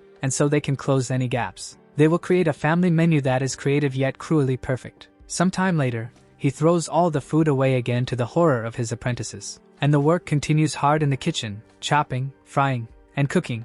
This way, when they show what they have, it will be the best moment of their experiences. Again, his disciples are there waiting for his judgment. He tastes that food again, and suddenly, he is shocked by what he feels, breaking into a small smile. Now it truly has the flavor of 100 years of cooking. At another moment, reporters say that finally, the day has come. Those are Tom and Jack, freelance journalists. The grand opening of the pasta restaurant Red Table. Inside, everything looks extremely luxurious, and the guests chat at their tables. They notice that all the critics and journalists have been invited and believe he is quite confident because the media can sometimes be tricky. Then one of the journalists in the duo spots someone in particular. That man with the little mustache is named Lois Rushard, and he is the top food critic in the country. They whisper that the man criticizes everything he tastes and is the most authoritative critic there is. From a corner of the curtain, Lucien Malik appears as the host of the night. He thanks everyone who came to make that day shine. Knowing all the effort it took for them to be there, they will do their best to meet their expectations, announcing what the dishes of the night will be. People get excited and clap. Then at that moment, he says they will start taking orders, but someone asks him to wait. They want to know if it is true that Ban Yu can control all levels of pasta cooking. The owner gets a bit tense, thinking that the journalist is trying to embarrass him again. Then someone raises their hand and asks if he can show how strong that restaurant is. He says there are thousands of pasta restaurants just in Paris, and since this is an opening, they should expect something grand from this restaurant. Asking Lucien Malik's master if he is not right. The man remains silent, very tense. The night goes on as the critic continues. Someone questions if the main dish shouldn't be a specialty of Lucien Malik. He mentions that, like on the TV show, they will have pasta with different cooking levels. While the tense owner was already rehearsing an excuse to give to the people, someone emerges from behind the curtains, saying that none of this is impossible. He adds that their guests want unique and diverse dishes. They will do that, so please make their orders. One of the guests gets excited when she sees Ban Yu. They are very excited, saying they are looking forward to this and that they can now taste what they saw on TV. Lucien Malik gets tense and questions what he is doing, saying that this was unexpected. Then he says that if he fails with this tonight, he will give him all the money he earned on that cooking show. He adds that while he is in Paris, he will seize this opportunity and turn this restaurant into the best French pasta restaurant. The restaurant owner watches a bit speechless, but he adds that the price is too small for this kind of game, saying that he will need to pay 12 times more than that. But our hero is not intimidated and even seems to enjoy the owner's absence. He thinks he could charge 100 times more because he is completely confident in his success. Then a band with beautiful women plays and fills the room with their music. One of the guests orders his pasta cooked to 85%, and the orders keep coming in one after another, being stuck up there. He starts shouting in the kitchen that he needs potatoes, mushrooms, and various other things, asking for everything to be prepared quickly. The owner approaches and questions what the plans are. He says they need to make pasta cooked from 30 to 80%, so he will use 6 pots for that, and continues explaining the technique. Lucy and Malik says they need to fulfill 113 orders, and Banyu agrees, although he only needs one person to supervise the kitchen. He adds that the main dish is important, and any small mistake can become a huge issue. The owner questions if the chef should then be him, but he says no. He goes to the counter, puts his hands in the dough, and says he will cook for himself. Lucy and Malik is very surprised and says they have a total of 113 orders. Then Banyu asks him to just help with the ingredients because if any pasta overcooks, it will be ruined. And he says that in this situation, it is important for the owner to keep the chefs focused. Then he calls the attention of 2 team members, and asks them to be his assistants for a moment. The fast-paced work in the kitchen begins. A tray with 3 plates is placed vigorously on the counter, and it seems that 3 orders with 50% cooking are on the way, and another 3 with 40% are also there. Our hero moves things around as if by magic. As he works, he explains the secrets of adding ingredients and finishing cooking at the correct percentage. He asks if they heard what he said, and his assistants say yes. He then asks them to stay at the pasta stations and to hand them to him as soon as they are ready. A beautiful dish seems to be almost ready, and he takes a little to taste. It seems to need just 1 more minute to be ready, but since it will still be fried, it will need 3 minutes. Orders 7 to 10 are all at 70% cooking, and he comments on another that asks for 85% and one more that asks for 60%. While preparing the dish, he thinks that it has never been easy for him to control the cooking level because any extra second can ruin it. He adds a little garnish to the plate, while thinking that this is why he focused on this technique throughout all his 100 years in a kitchen, and that if he calculates the time the pasta continues cooking with residual heat, he can serve it 2 minutes earlier on the plate. Then he rings that little bell on the table, and excitedly says that the time is now, and that the most important part will begin. The servers start delivering the plates, and this one is a pasta with tomato cooked to 57%. The critic watches this excitedly. Finally, he takes the initiative and grabs the cutlery, tasting that food all at once. While eating, he wonders how this is possible. They ordered dishes with a 3% difference and thought they would be the same, but they can feel the difference between the two. While eating, he thinks that this doesn't make sense, and something catches his attention. The critic approaches and asks what cooking percentage he ordered. Not understanding, one of them replies that it was 70 and the other 73%. Then he quickly approaches, steals a bit of the food saying he understands. Another reporter looks somewhat incredulous that he stole his food. He thinks the critic is surely shocked by the difference in each pasta. Then he asks the guys not to tell him, and points to that dish over there saying it is garlic and oil at 73%. And this other one is a tomato pasta at 70%. Then he turns abruptly and says they can eat a bit from his table since he stole his food. He says his meal is already ready because he has already taken the first bite. Leaving the 2 guys stunned, he says he needs to write a review about this soon. The 2 reporters are left confused. He explains that the tomato pasta at 84% doesn't need to start at 10% and can be made by frying the tomato sauce. So that the sauce doesn't cook beforehand, they need to stir everything very quickly, and the chefs confirm. More orders are made for pasta with 60% cooking. The owner becomes a bit tense for not seeing the critic anywhere, and the journalists are already pulling out their notebooks. Feeling a bit relieved, he thinks that everything is going well, and he feels happy about it all, especially to see that bunch of guests happy and smiling. The attendant approaches the owner and asks him to look at that thing over there. It seems that an article about the new restaurant has already been published, and he feels a bit tense about it. Lucy and Malik realizes that that piece was written by Louis Rushard.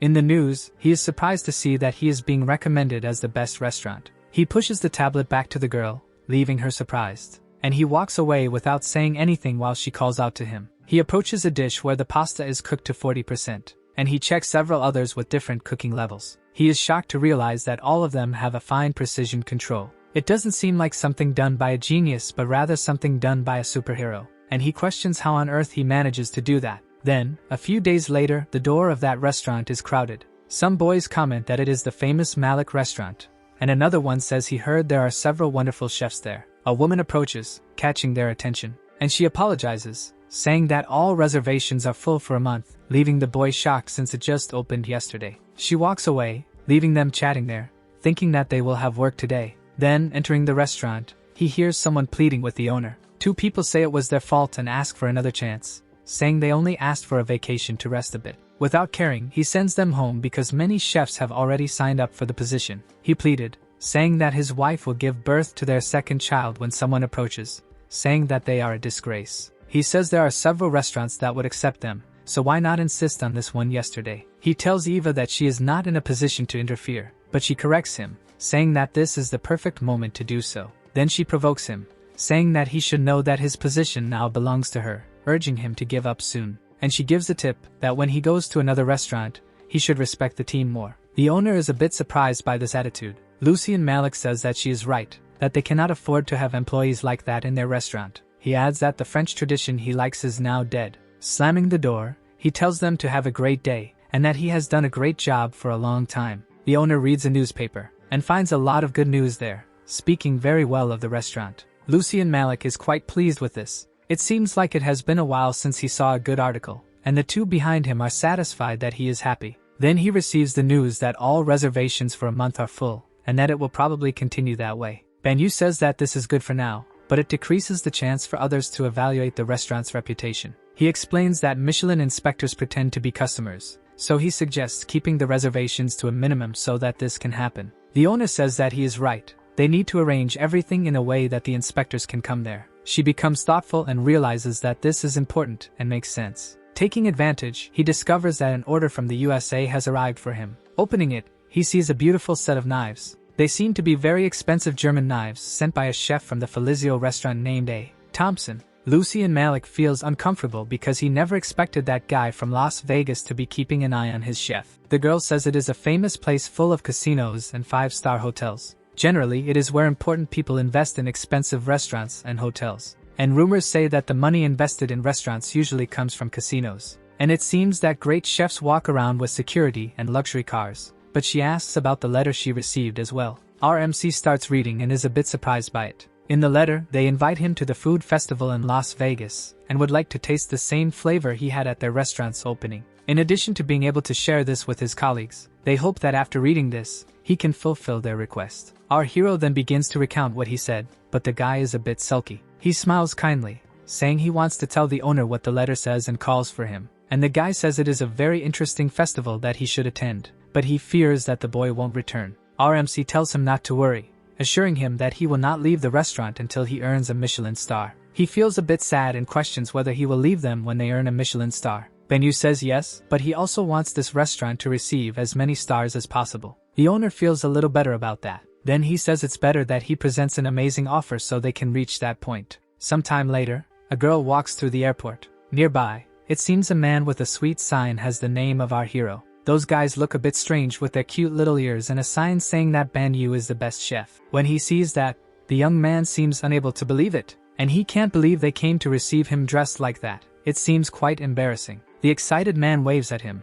saying they prepared a very Korean welcome reception. They say they will take him to the hotel now, and our young man kindly thanks them. He sits in the car and feels a bit surprised. He thinks he is in a Rolls Royce just 6 months after his reincarnation. He is quite curious about the city. It seems everything is fine, and he is curious to know what the future holds. Besides being excited about the festival, he is quite determined to seize every opportunity he has in that land. Sometime later, they arrive in front of a luxurious hotel. A person approaches, welcoming Ban. He introduces himself as Chef Thompson, who invited him, and says he hopes he is enjoying the accommodations. Feeling a bit nervous, he tries to be polite and says it is an honor to meet him. The young man comments that he knew he spoke English but not as a native and is impressed by his versatility. He explains that what he said is true and wants to give his team the opportunity to showcase the quality of their dishes, and he would like him to be a one-day instructor. He explains that the event will last 4 days and the second night is called the Grand Tasting, where they will sample dishes from various chefs. He then suggests that he make that pasta he prepared for him last time,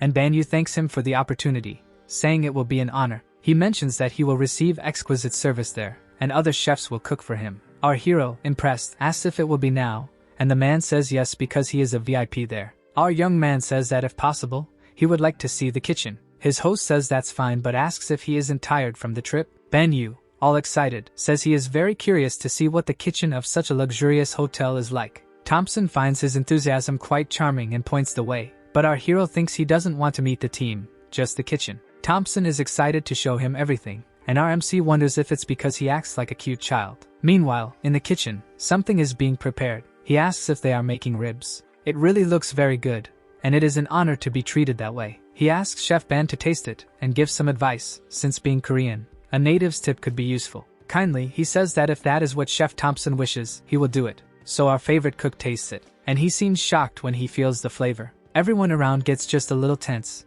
waiting for his opinion. Desperate, they want to know if there is anything they can do to improve. The chef suggests talking with Ban in a calmer and more respectful way, and the cooks agree. Excited, he says that if the piece of meat is too big, he could give him this set of knives. Tense, he thinks it is strange to be treated like this so early in this life. He comments about braised ribs, while thinking it must be a sign of good luck. A banner announces the lecture he will give about cooking. He says that many people think a dish is good because of the ingredients, but he feels that the overall elegance of a dish makes it more flavorful. Now they will move on to the pasta part, but he will leave that for the next lecture. The head chef claps his hands, saying everything was excellent. Our young man feels flattered by the compliments. Since there will be no Korean dish at the next day's event, he asks if he would make ribs for them. He feels embarrassed, since that was Chef Thompson's kitchen. Suddenly, our hero feels a bit strange, and in the next moment, he is in the kitchen, thinking that everyone finds his personality odd. A young man brings the marinated meat he asked for, and he thanks him. He thinks he never expected the sous chef himself to help with that. Chef Thompson's stand and his students really draw attention. Something also catches our hero's eye. Two guys are cooking,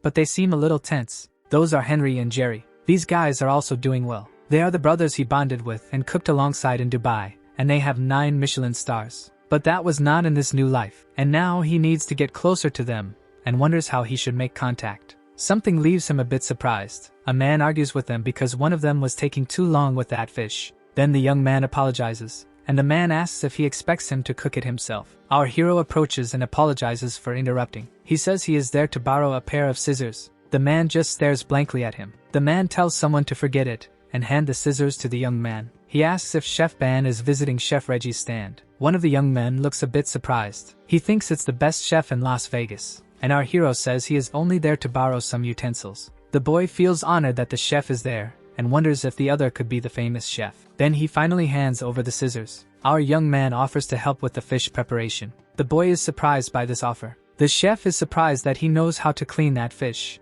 but Chef Ban explains that it is something common in Korea. He then cheerfully calls for Chef Reggie, and asks him to help prepare his ingredients. The man doesn't even turn around to respond. Our hero is surprised by something, and he thinks it happened at just the right time. That man was his teacher in his second life, and his name is Gordon Reggie. He wonders if this is because he changes the future every time he reincarnates, and there have been times he became famous in his past lives. But there were also those times when he couldn't achieve any kind of fame. But there is one man who always has a place in his heart. Then someone arrives saying they heard Banyu was there, and he kindly says it's a pleasure to meet him, that Gordon Reggie. His culinary skills are unquestionable, so the chef asks if he knows about monkfish, and he says they will make a dish with this flavorful fish, vegetables, and herbs, and they will also make a mango pudding for dessert. He realizes they want to make very simple dishes but with exceptional quality. People comment that the man behind Chef Thompson is Chef Banyu. Then Thompson asks if those there can clean the fish for them, and the young ones confirm,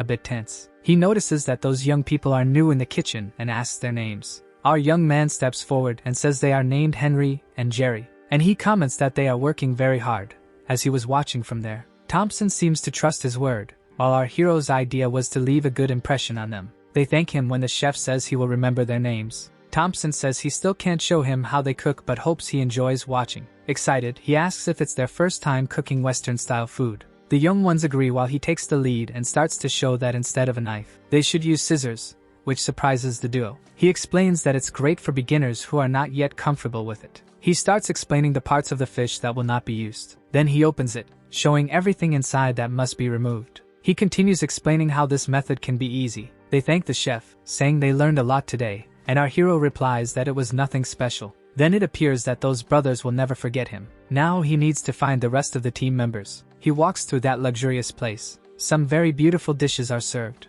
and some excited girls take pictures of it. Then, upon tasting that dish, it seems they have a shock. They get very excited because it is extremely delicious. The team members praise our hero, thinking it's great to have him there to make the main dish. The man asks him to look at all those people in front of the booth who are all there to eat his food. Despite being excited, it seems they are too much for them to handle. He observes those excited people from a distance. This leads Anthony to think they should have more meat, and the young man is surprised by this, because they don't have enough meat for the rest of those people. The young man rushes in, saying they have a problem. There are too many people there, and they need more ingredients. Banyu smiles, telling him not to worry. He has already placed an order for more meat while the young man arrives carrying everything. But it seems there is something more to it. He says that this meat is perfect for grilling but not for steaming. Moreover, they cannot just keep those people waiting. The young man then asks what they should do. At that moment, RMC says they should change the menu. The team member gets a bit tense about changing everything like that, questioning if he prefers something quick to make. He says there's a saying that anything tastes delicious if it's fried.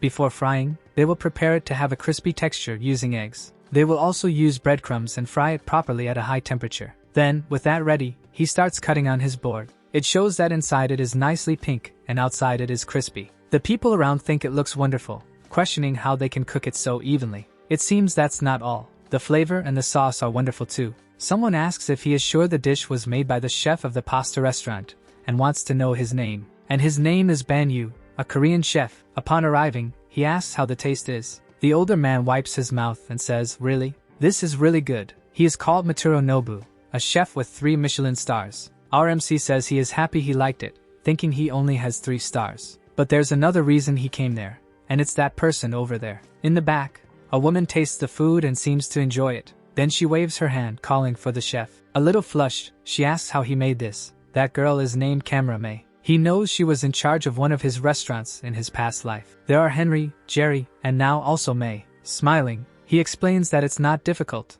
and excitedly thinks he has already found 3 people. One person says that Thompson really has a good eye, and he tells the president that it was nothing. He thinks it was a great choice and has nothing to do with modesty. And it was nothing more than what was expected from the man he entrusted with this job, so he will raise his salary. Everyone at the table is emotional. Now he wants to start talking about Banyu and how they can make him work there. Thompson says he has been thinking about it, but there is a catch. And it won't be easy to achieve this, but he is a person who cannot be captured. He says the young man is truly a genius and a hard worker. But the director says that doesn't really matter, because whether he is a genius or not, as long as they take him there, for them, who have received numerous Michelin stars in their countless hotels, luck may smile again. And it doesn't really matter how much it costs, because this is not just a great opportunity for them but for the company as well. So they will make sure to get the young man. Back at the Red Table restaurant in Paris, there is a large list of emails on the screen. Emails from the general manager of a hotel, a YouTuber, and also from a Japanese restaurant.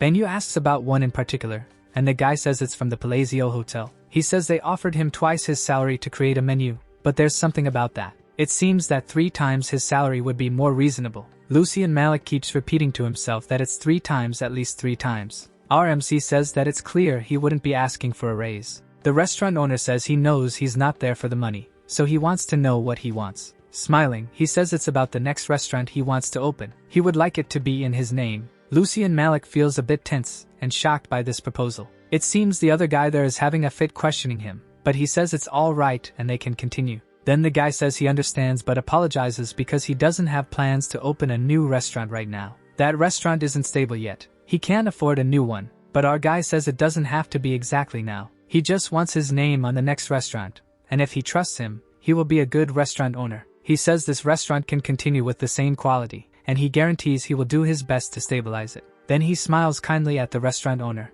Lucian Malik confesses he feels a bit embarrassed, commenting that he has received many proposals via email, and if he gets a chance, maybe he can be like the guy. But modestly, he says he's not a professional who compares to Lucian Malik, so he is eager to learn something new from him, leaving the man surprised. Then he stands up and says that regardless of the reason, Lucian Malik seems genuinely grateful for the chance to have hired him, and thanks him very much. He says that Mesa Vermelha Banyu Hyan seems to serve very well as a name. During the night at the restaurant, it seems they are still working. Lucian Malik asks how long it will take to finish the pasta dishes, and our hero says if he had to guess, It would be about a month, leaving the owner shocked. He is incredulous, even though the guy's skills are great, but Banyu says that if he stays a month there, it could happen. But it seems there's little time left before winter, and that could be a problem. He still hopes everything happens soon if he can open the first restaurant with the guy's name. Banyu thinks that with these 2 restaurants, he might end up getting at least 2 stars. Lucian Malik is worried about the chef who could manage everything,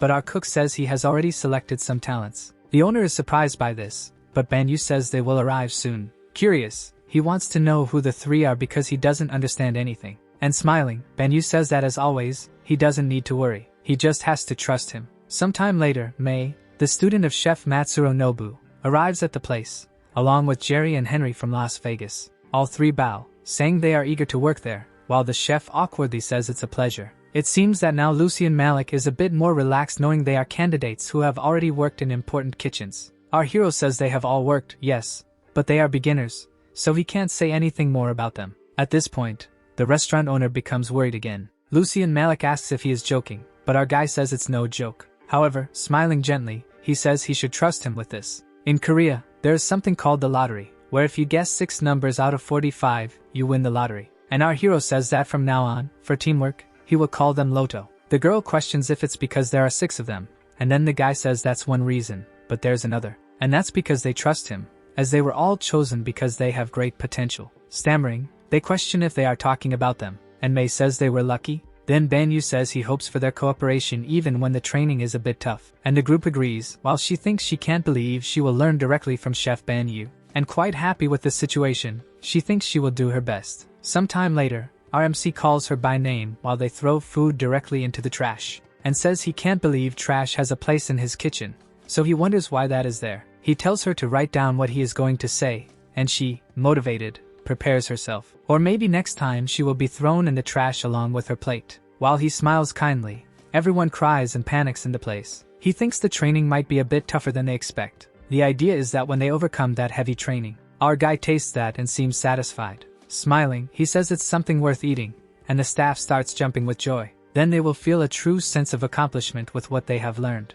A person introduces himself, saying he is the chef of the Chatao restaurant, and his name is Pirong. The chef says it's a pleasure to meet him, but the man replies that he knows very well who he is. It seems he brought his students for a little break, leaving the chef a bit surprised. They actually want to taste some dishes from a Michelin-starred chef and study them. That chef seems humble, and says he doesn't know if his dishes can be considered a study. He asks the chef to observe and calls one of his students. He explains how mushrooms lose part of their flavor when in contact with water and how to solve that. Then he calls for Mei, who responds promptly but a bit anxiously. He asks the girl to evaluate that dish, and she questions if she sensed something like honey or grapes, explaining the process. But one of the twins says she forgot something and could talk about the onions in the wine sauce, while the other mentions she also saw carrots. The local chef chuckles. Then our guy asks if the information is correct, and the chef excitedly says yes. He mentions he has heard a lot about him and his students when suddenly a member of his team rushes in and whispers something in his ear,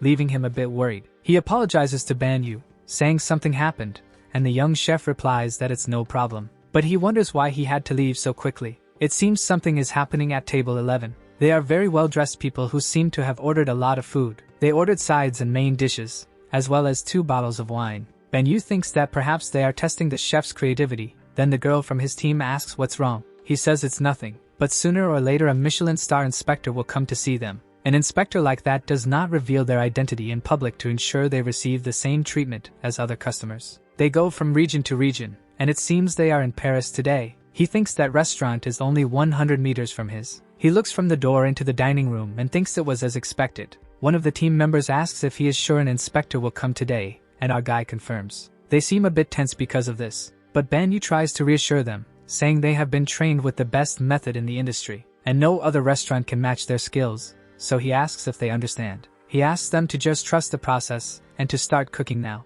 They have only one order, and Banyu will take care of it personally, asking them to bring the rest of the sides before serving. Mei tells him it's an order for a bottle of wine. The atmosphere heats up, and in the kitchen, the idea is to cook quickly with those ingredients. In the next moment, the dish is ready to be plated. Then the order that was placed arrives at the table, which is pasta with basil pesto. They are impressed, questioning if it is as tasty as it is beautiful. Then one of them says to try it. They taste that wonderful dish together. It seems the people at the table are super impressed, and our hero congratulates everyone in the kitchen. However, inside the kitchen, the atmosphere is one of despair. Trying to lift their spirits, he says it was a great job, but at that moment the receptionist calls for him. She says there are guests who want to see the chef who prepared the food. Then he wonders if they want to see him to say they received a star. But of course, receiving the star is not the only goal. He also needs to open his restaurant soon. And once he does that, he will need to invest for it to grow. Looking at the computer, he wonders if there is a broadcaster, and it seems it's a chef from the American Network's program. He greets them as he approaches the table while thinking that everything is going as planned. He says his name is Ban Yu and he is the chef of the Red Table restaurant,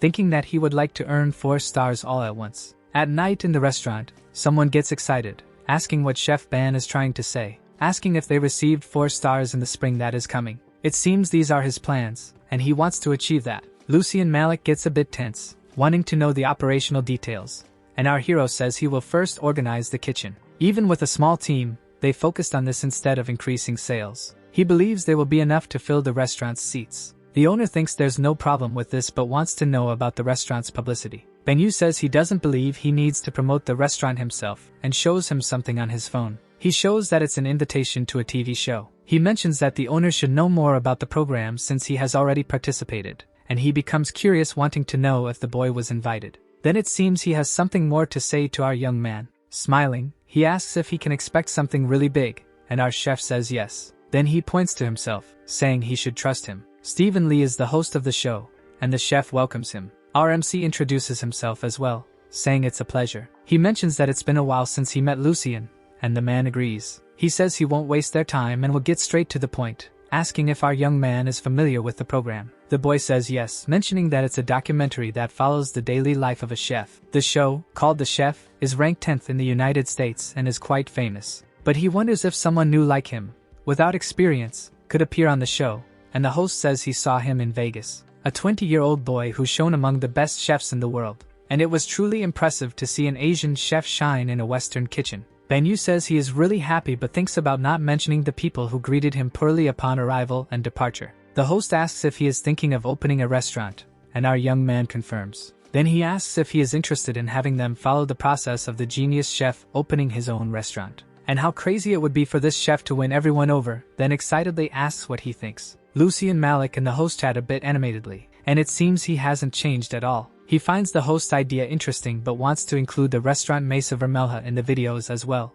and this way, he could show him promoting the restaurant Mesa Vermelha too. The two become a bit tense with this idea, and he wonders if something is wrong. But actually, the host says the boy is more insightful than he is and that it's a great marketing idea. It seems everything is already settled there, and he is quite eager to work with our young man. Then the two shake hands while Banyu says he is also looking forward to it, that everyone is excited for this to happen. Lucy and Malik says he would like to extend his gratitude to the Korean production team because without them he would never have met Banyu, and the way he cooks is a great inspiration for everyone. Those chefs who were in Las Vegas were surprised. The man then says he will speak again. Banyu, this young Korean man, he is a genius chef who will shake up the culinary industry, not just in Europe but around the world if given the chance. And if they want to taste his food, he advises them to visit him. The restaurant Mesa Vermelha seems to be packed. Some dishes are served to the customers and they are truly beautiful. The girl explains the processes used for the tuna, and the customers are impressed. They comment that it was really worth going to the restaurant,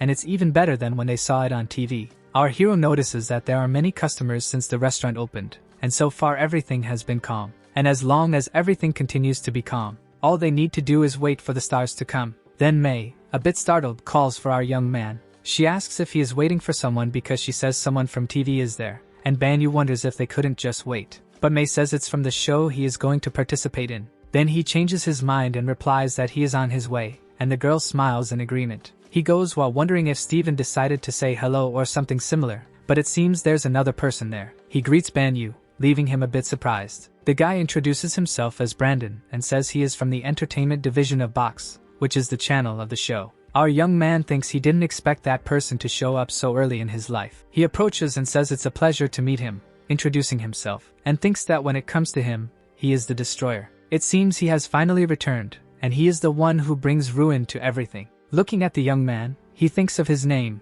Brandon. It seems that the show with the last table will be launched soon, and several famous people from various countries will participate, such as baseball players and others. The man says that to contextualize the program, he will serve traditional foods from different countries. He shows a document with the program's panel and the celebrities who will participate. Banyu realizes that the explanation of the program is quite different. It seems like it was meant to highlight their restaurant in the last table. They intend to use the names of famous people and chefs to attract the audience's attention. But in reality, it is a program that manufactures and sells instant foods using recipes from renowned chefs. There is something wrong, as they did last time, placing all the blame on the chef. And that is exactly what they did to him in one of his past lives. The young man explains that if he joins him, he intends to launch the first episode at the beginning of the year. He explains the matter, preparing many things for the program, and that it will take a little time, so our young man interrupts him. Brandon becomes a bit curious about what he will say, and Banyu says he will join the program because it seems like a great opportunity for him.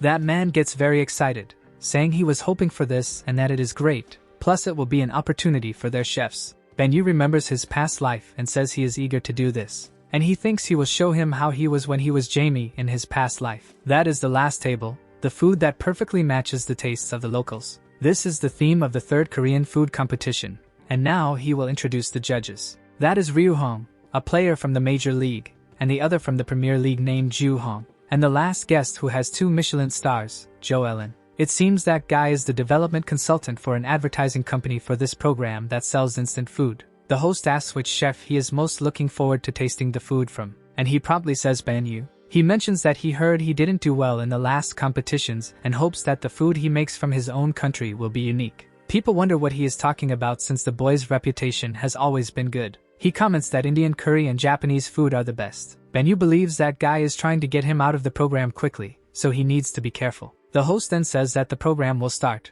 and he changes his mind, thinking that this is actually an advantage. He wonders if Brandon and Jo Ellen were mentioned, and if they are ready to deal with him. This is a battle between talented chefs who express love and passion for cooking. She introduces it by saying that this is the last table, and today's menu is Korean cuisine. And speaking of which, they will have this Korean chef known as Banyu today. The dish he made for them was bulgogi. The host questions whether he will be able to win the challenge. They taste it and are impressed because they never thought it would have such a delicious flavor. And they comment that they are very happy to be there and to have tasted this. That other guy says that as a Michelin-starred chef, he needs to say it is tasty but that it is not completely Korean. And that it is called bulgogi, but it is just a Korean name and does not have the overall Korean flavor. He says that Banyu was successful in Europe but cannot make a dish from his own country well, and he asks with that arrogant look if he is not correct. On the phone, the video shows a notice that the will continue. He thinks that the editing team worked hard. Someone approaches to see what he is watching, and he says it is just the preview of the program. Lucien says that Jo Ellen is really a character but that today he will have problems, because if Banyu got a star. And the other young man laughs, saying it will be quite embarrassing if he gets a Michelin star. That is why the chef should never be crazy for money, as a restaurant that has only that as its goal never ends well. And for those who are invited to the Michelin Guide of 2023, welcome. Today is the long-awaited day of the Michelin star distribution. It is finally time for the presentation. Banyu thinks he has gone through this moment many times in his reincarnations but still feels nervous. First, he will present a Michelin star, and our MC thinks this was the life in which he succeeded the fastest. So the first is Chef Raymond's restaurant Davy. The guy is upset for not being called, but Lucien says that maybe he is reserved for more than 1 star. That chef goes up there and receives congratulations from the presenter. Now he will proceed to restaurants with 2 Michelin stars, and the respective chefs behind them. He gets excited saying that it's the first time that restaurant has received a Michelin star. Then he announces the restaurant called Red Table, and everyone gets excited about it. Lucien Malik is very happy and asks if they heard that while another chef stands up and tells him to go. Everyone is very happy saying they managed to do that as Chef Ban had said, but the presenter asks them to wait because it's not over yet, and mentions the name of the restaurant followed by Banyu, saying that both received 2 Michelin stars, and this leaves everyone very surprised. He is quite emotional thinking that the youngest chef in the world received 4 Michelin stars and at the beginning of a new era. Our MC goes up on stage quite happy with his achievement. The presenter congratulates Banyu. He thanks him very kindly. Then he asks if he could use the microphone for 5 minutes. The presenter is a bit unsure of what to say, and he says that there's just one thing he needs to say to the senior chefs. The presenter isn't very confident but says it's fine since it's him. Climbing up to the podium, he clears his throat to begin. Then he says that to all the respected chefs there.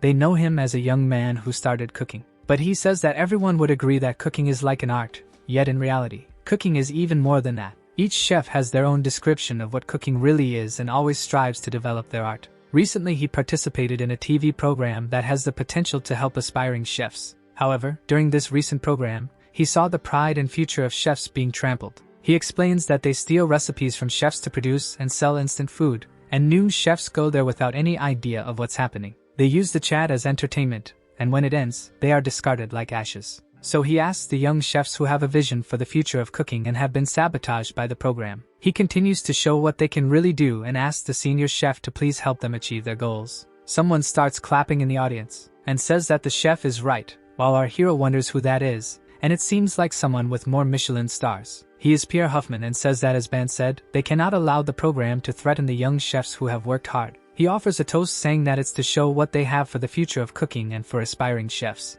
Everyone in the room seems to have gotten excited, and they raise their glasses together saying that this is for the young aspirants. Our guy feels satisfied with that. Several news articles come out in the newspaper talking about our hero about chefs abandoning the program last table. Someone shouts asking Brandon what he will do about this, and he says he will fix things as soon as possible. He shows the laptop screen questioning how he would fix this kind of thing. There the judge of the program is humiliating our hero for having 2 Michelin stars, and says that episode will air the next day, so he wants to know how he will correct and edit that. You know how they will feel about this because there are many people complaining about it now. And he says there's no way to fix this, they can only cancel the program. Brandon tries to argue about it, but the man gets angry asking if he's gone mad, and adds that all the Michelin star chefs in Paris supported Banyu, and because of that, their reputation was destroyed. He wants to know how he will now calm the people watching that program. A news report comes out saying that the Last Table program has been cancelled, and that Brandon and Joe Ellen have resigned from the company. Lucien says it seems they underestimated their young chef. He asks what the young man's next goal is, saying that it wasn't luck, he just proved it for himself. Just laughing, he says he wants to locate himself in the most luxurious place in the country, requiring to put his name on the most luxurious hotel there. He explains that he heard that hotel went from 3 stars to 2,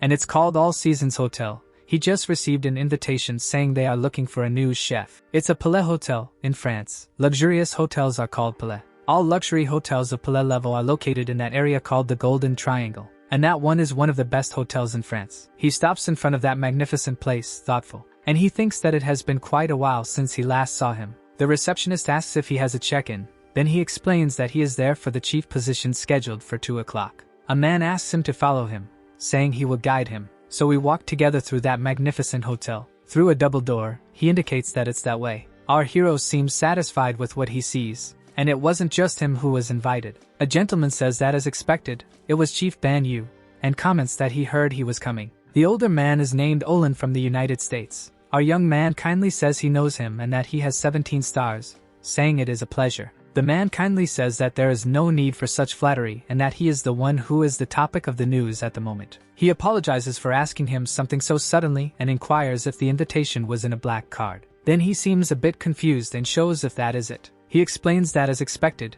he received the black card, but some did not receive it, and that varies from person to person. Our MC becomes curious and asks what he means. My black card means that he is a very strong candidate. Sometime later, several chefs are in a place with various kitchen counters, and a man with a microphone and well-dressed enters the place. He greets everyone while our hero wonders who the hell that guy is. The guy says there will be no host for the hotel competition, and it seems to be exactly that loud presenter from the beginning of the story. He is amazed to see that our hero is there. Then he takes the opportunity to introduce the judges of the competition, but thinks everyone already knows them. He introduces Chef Marion Boringet and Chef Jean Louis. It seems that one of them is the MOF winner there in France, and Jean Louis has already received a Michelin star for this hotel. Since they don't have much time, the presenter gets straight to the point, saying that he knows some received black cards. Those who received the black card will be the chefs today, and they must use the ingredients in front of them to make the best dish possible. It seems it will be a tough competition since the ingredients are scarce, but he is curious about the people who did not receive the cards. Then the guy says that those who did not receive black cards will be the assistants of the chefs,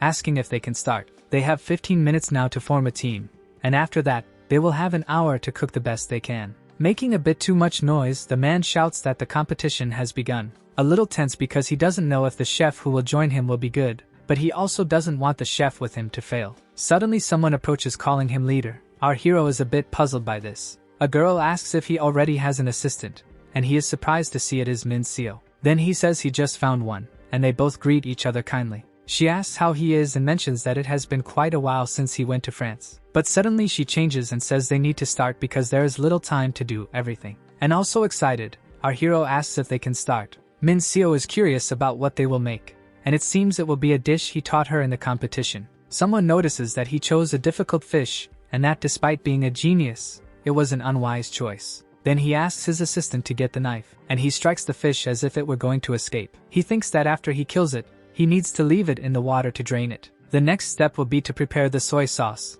and the girl confirms this. He uses rice wine and some ginger. Soon after, he returns to the fish, and he starts slicing it, leaving everyone around surprised that he does it so well and is only 20 years old. Next, our hero asks the girl to cut the onions he will need now and then put them there. He explains that now he just needs to saute everything in soy sauce until it's ready. The competitors observe the excited duo working, and with that they manage to prepare 3 different dishes for the judges. One of them comments that he hadn't seen this before, and it seems that it really is a recipe from our chef. And when they taste the flavor, they seem to not believe it. They tell their chef that it is delicious, and the young man thanks them profusely. The chef wants to know why he chose bakbunja instead of choosing wine, and Banyu confesses that he had thought of wine first. But the acidity and sweetness of bakbunja are unique. He preferred to use that instead of wine. The man ponders this while the other chef questions how he could have prepared that other dish, which is also ready. And he continues explaining his techniques, leaving the judges impressed. The girl gets all excited, thinking she was already expecting this, while she watches, enchanted, thinking that her leader is the best. She congratulates the team leader for their victory. Banyu also thanks the girl and says that the food is on him today, and she can eat as much as she wants. Then she questions if this is right, and he seems not to understand. She says that this is the season's hotel and wonders if she can really eat in a place like that. Smiling gently, our young man says that there is no problem with that. A person approaches, apologizing for the interruption but saying that he needed to speak with him, and our hero questions who that man is. Then the guy introduces himself as Roman, the president of Seasons Hotel. He says he is there to have a chance to talk to him and taste his food. He explains that all the chefs there have been eliminated except for him, so he would like to test him personally. Getting excited, the president wants to know what he thinks about being tested, saying that he will enjoy it. She is impressed that it is a solo test for the young man, but she trusts in his ability. But she wonders why he is not happy with this idea. He knows that his skills are superior to those of the other chefs but is uncertain about another test. You asked if they want a new chef or if they intend to negotiate the terms and find the president's expression intriguing. Thinking that expression has no effect on him, he agrees to the test. He says they can start right now and wants to know if the kitchen is available. The man is surprised by this and says yes but wants to know what he would cook today. He asks Marion if he was the one who cooked the food he was eating,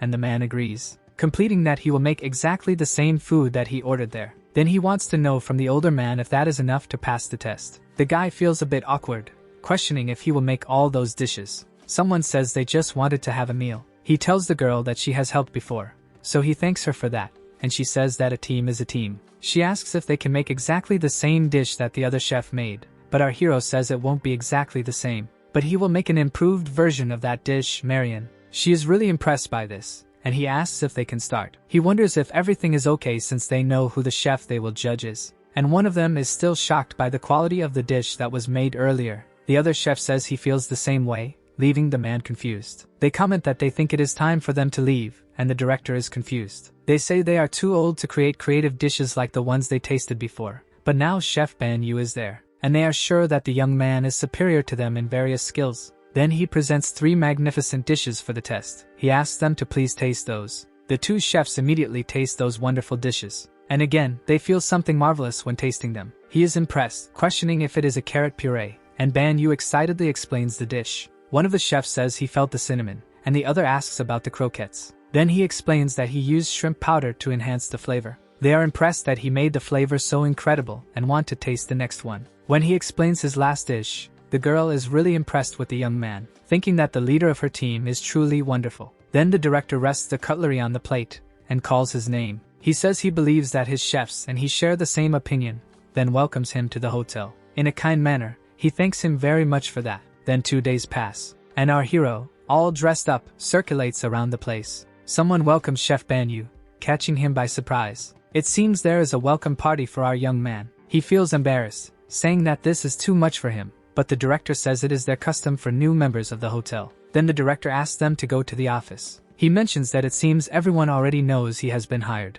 and in this meeting, they decide what kind of publicity they will use. Then he questions him if he is planning to open a restaurant. But he said he would need some time before he could do that, and the director is curious about how much time. But he says it's not exactly about time, but rather about the people he needs. He mentions that he heard about some students interested in joining the team, and in that case, he can operate 2 restaurants. He advises to start the recruitment as soon as possible, but our MC thinks this method will take time and be expensive. He would like to choose the people himself. The director asks if he really wants that, questioning if he knows what their hotel is. But Banyu doesn't interrupt, saying he knows and asks for time to gather the best chefs he can imagine. One of the places he will look is at this culinary competition, so the man shouldn't worry. And after recruiting everyone, he will be able to open his own restaurant and achieve the maximum number of Michelin stars possible. The director is confused about why he wants to participate in this competition, asking why. And he explains that the reason is that he will not be a competitor but rather a judge. The director becomes a bit tense with this explanation.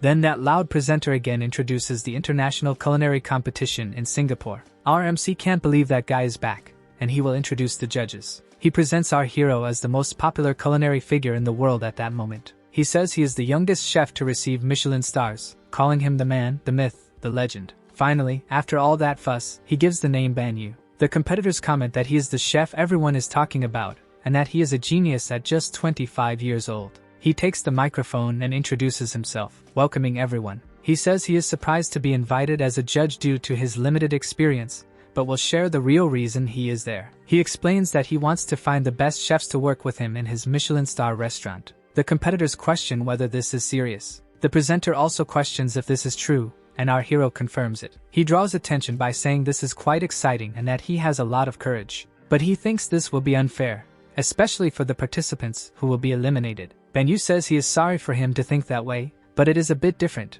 leaving the man confused. He turns to everyone and says he would like them to welcome the chefs they will be competing against. Then he mentions that from the Blue Kitchen, there is Chef Matthew Wayne. There is also the chef from the Grace Hotel named Robert Evans. And finally, coming from the Venezia Hotel, Chef Rick Nelson. Then he says he is sure that after this competition, the chef he is looking for will be one of these 3. The competitors are a bit confused by this statement. It seems they are ordinary chefs who have only recently become chefs and are participating in their first competition. The presenter is confused, and he explains that he hopes one of them wins the competition. He says many will think this is unfair because he is the judge of the competition, but there are other judges, and he assures them they don't need to worry about unfairness. Then he tells those 3 chefs he mentioned that he will pay close attention to them. With a friendly face, he tells them to do a good job and try not to disappoint him. Someone interrupts him and asks for clarification on whether he will really hire the person who wins the competition. He expected this type of question and has a precise answer for it. He is also waiting for one of his students who has little experience, but she has the potential to win this competition,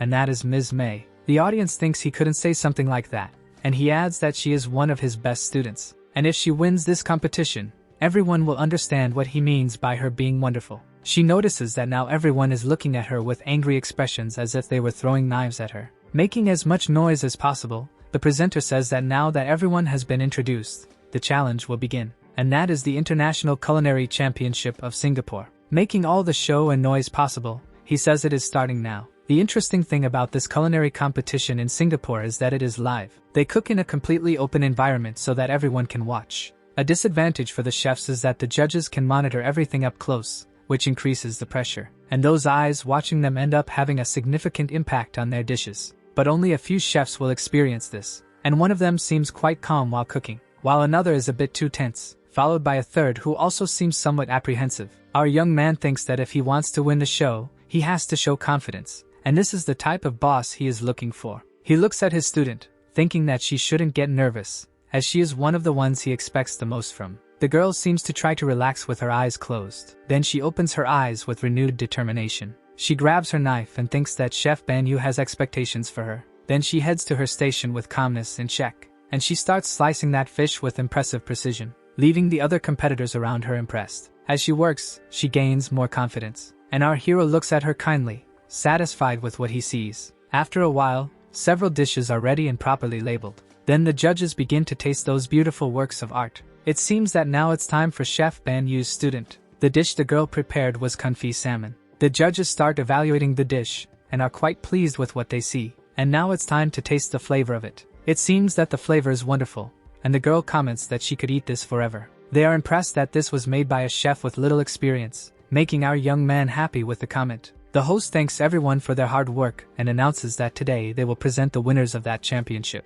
Let's start now with the third place, which comes from the Grace Hotel. Then he introduces Robert Evans, who celebrates a lot but seems to have something more. He also presents Matthew Wayne from the Blue Kitchen in third place. Moving on to second place, he introduces Ricky Nelson as the winner. And finally, the moment has arrived to present what everyone has been waiting for. First place goes to the chef of the Red Table restaurant of Banyu, named Chef May. The host congratulates all the winners and asks them to come up on stage. People around comment that the winners were all the chefs that Banyu had mentioned before, and they think it's impressive that his student came in first place, believing he is a great teacher. Impressed that someone without experience could receive an international award, he wonders who this person really is. News about the program spreads quickly, saying that he managed to predict the winners of the show. The director says it feels like he is dreaming, and every place he looks has news about Banyu. About his excellent skills as a judge, he then comments that he really succeeded. Going to the phone, he says he can't just sit still, and he wants to know when the young man will return.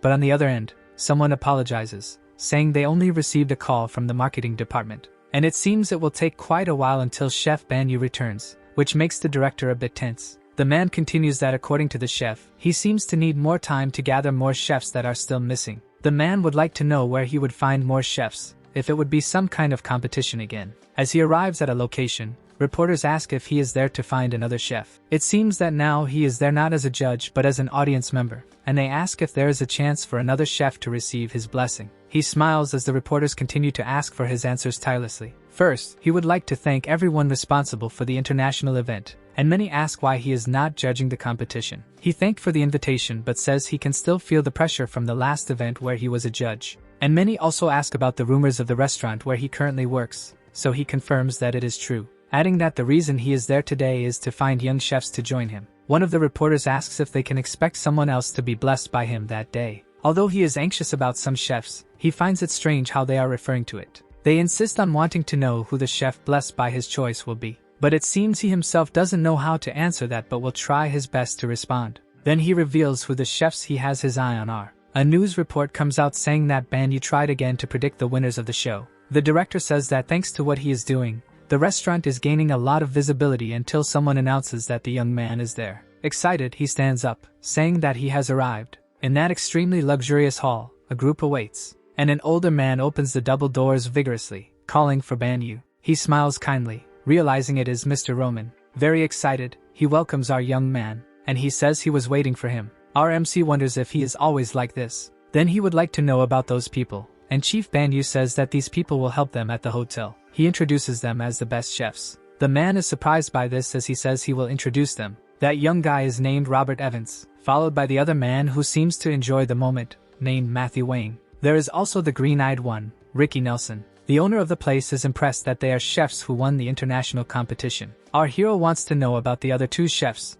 Marion and Jean Lewis, so the old man says he hasn't mentioned them yet. But at the moment, the two have been removed from their jobs. The boy is surprised, asking how that happened. Then in a room full of people, the two chefs are in the spotlight. The journalists ask why they are stepping down, as many are surprised by this sudden change. He explains that he didn't expect a press conference but thanks the hotel for it. He gives a kind look to Roman and thanks him, saying he has great memories of the hotel. Then the chef says that the reason for their departure is quite simple, because it is time for them to change paths that will change the history of the season's hotel. People are curious and question what he means by that. He shares that they have witnessed a new chef who will make history for the next generations of cooks, and that is why they decided to leave, saying that he is not just an extraordinary chef but a chef of the new era. They know that some would suggest competing with the chef, but they don't think that's the right thing to do. That is why they want the new chef to celebrate the new era of the season's hotel. A reporter asks if they can talk more about this chef they are mentioning. Then smiling,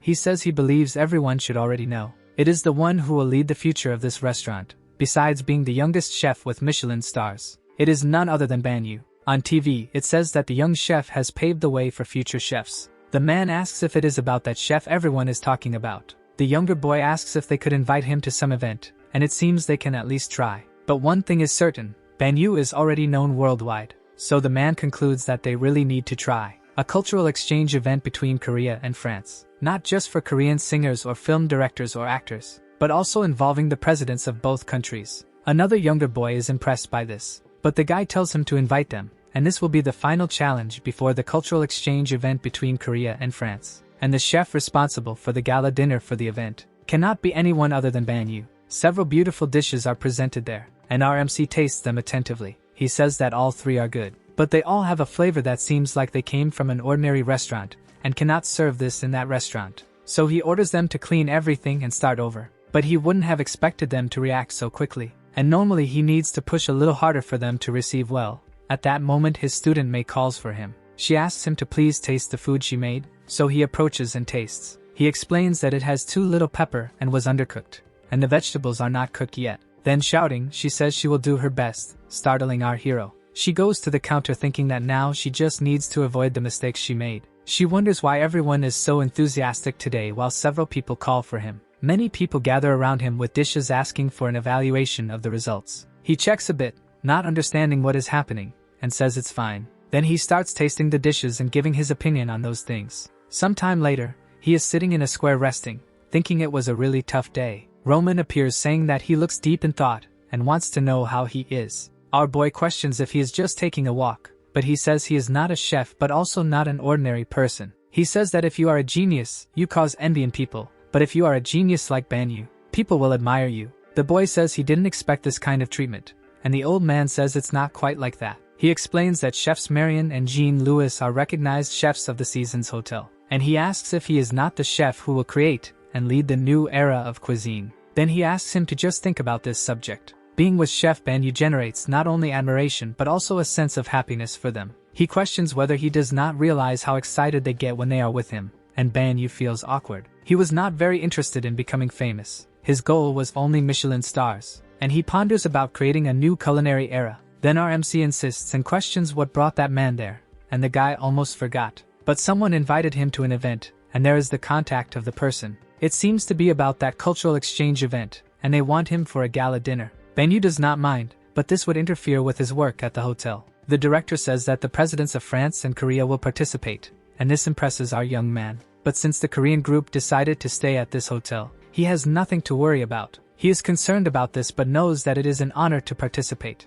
The old man then asks for details about what will be served and about the chefs as well. Our MC observes the man leaving, and he thinks about the story of being the chef who will pave the way for a new era. His only focus in life is Michelin stars and not caring about anything else, but he decided to change that destiny. He wants to show the potential that a chef can have while thinking about his students and future chefs, and he will make this new era more wonderful than anyone could imagine. It seems that someone is already working hard. Then someone calls for the chef and says Korea, China, Japan, and these are dishes that represent each country. Our MC says that in terms of appearance they passed, but of course, there is something more important than that. And putting that in his mouth, he thinks it is the flavor. He calls for Henry, who responds quite tense. He says that the liver is well cooked, but the vegetables are overcooked. He tells Mei that it seems to smell burnt, and she apologizes, quite upset. As for Min Song, it seems that the meat is too seasoned, resembling Western food. Then he slams the hammer, saying that everything is bad and they must start over. All three respond to his request quite disciplined. Chef Banyu is truly relentless, but there is something more there. They wanted to know why to make Chinese and Japanese food for the Korean crowd. It will be held in Paris, and they ask if they need Asian food for the event. The girl questions what her companion thinks about this. Banyu thinks that was the idea since there is an abundance of Asian food there in France. This is the result of the influence of other cultures, but it still remains French food. But the rhythm is gradually changing, and in the end, they will be able to accept these changes. And that is why it is better to incorporate Asian food instead of Korean. He knows it will not be easy to provide this complete experience for everyone, so the director appears calling for him. Our young man turns to see what is going on. They received a proposal from a chef from Silicon Valley, and they could start immediately. He smiles and says he did not expect this to come so quickly. He explains that it is nothing special, but rather something he was planning. It is a reservation for an app. The director seems to understand even less now. The Red Table Restaurant, Banyu's Red Table, and also the hotel restaurant. These three are places he is in charge of, and the language barrier sometimes hinders people from making reservations, which is why booking through an app has become popular. But of course, the app is not just for that.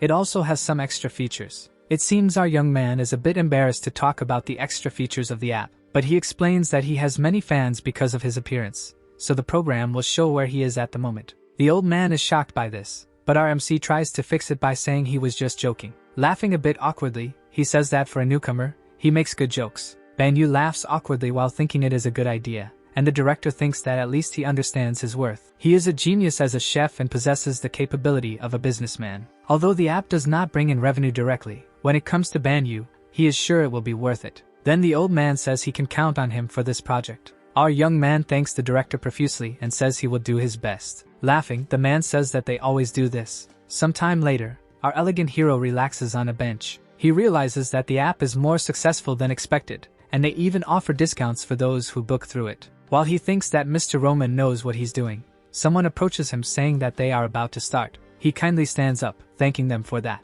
Then he continues on his way, telling them to go ahead. It seems that the cultural exchange event is about to begin. Smiling, he notices that there are many celebrities around. The most popular film director from France, and also a football player straight from the league, and also the leader of a boy band, who is surprisingly calm for the occasion. And finally, the main character of that event. Someone introduces the presidents of the cultural exchange. Banyu thinks that now they are the special guests of the event, and the reason he is there. The two men greet each other pleasantly. They are starting the event, and he asks for a round of applause, while our MC thinks it's for them. On the microphone, the man says good morning. He introduces the distinguished guests from Korea and France, and the famous people from around the world. He also thanks the newcomers to the event for being there. He wants to meet the person who is working in Korea and France. He points to Chief Banyu, saying that if he doesn't mind. He asks for an idea about today's events, and also mentions that if he keeps talking, people will find it boring. Banyu smiles in agreement, thinking that the man is quite sensible. The young man thanks him,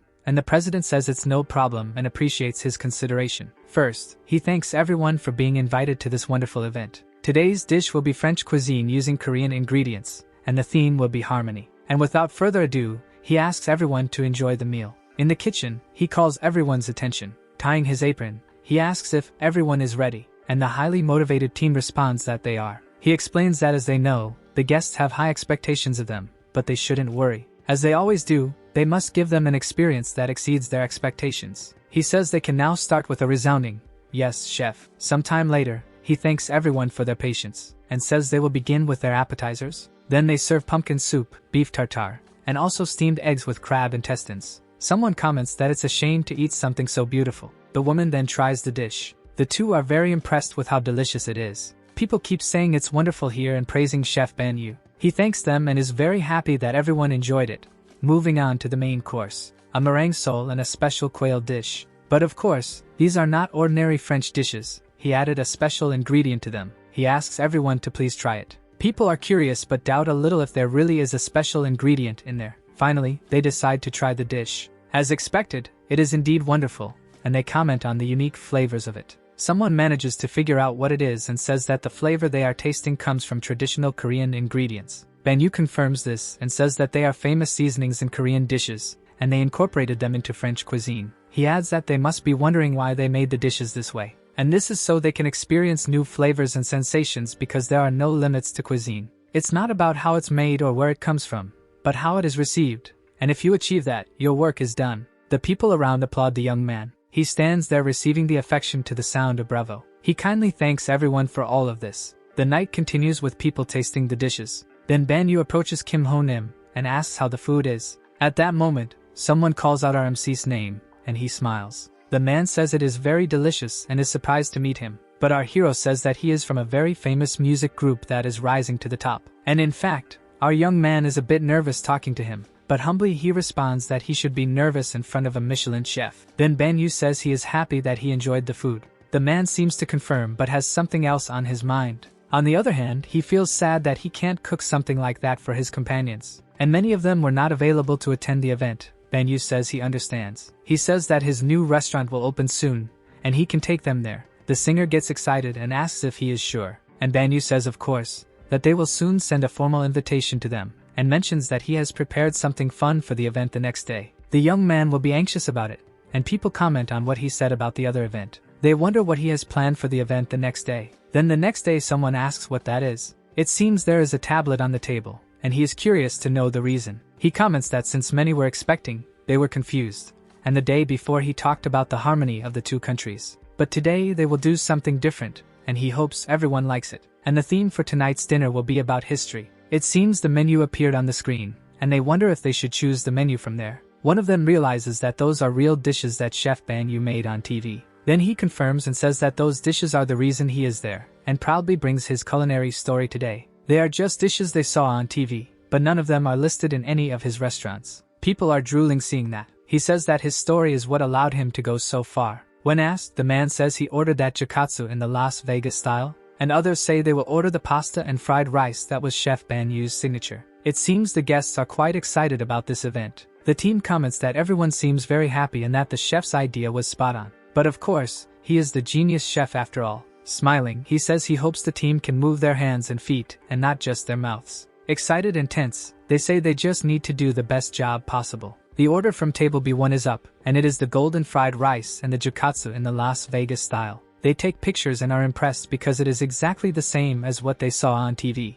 And now they will taste to see how it really is. The guy gets excited, urging them to try it because it is delicious. But the girl asks him not to make so much noise. She says this is just fried rice, and usually, it is quite different from the things they see on TV. But upon tasting, the girl is somewhat speechless. She says she also found it really delicious, asking him to repeat what she said before. Now they understand why this dish became popular while it was being broadcast on TV. People continue eating and enjoying that moment. More beautiful dishes appear, and people are eager to try them. They comment that they are really curious about how the president of France will feel about this. But to be honest, that is shocking how good it is, and this leaves the man a bit confused. He says they ordered garlic and oil and jukatsu, and that doesn't seem appropriate at all. And the same goes for the other combinations. It seems the dishes don't really match each other. Then he points to the people around who continue eating, and the faces of everyone reflect satisfaction and happiness. That guy asks what he thinks of Chef Banyu, and the man replies that each table was prepared to look like a combined meal.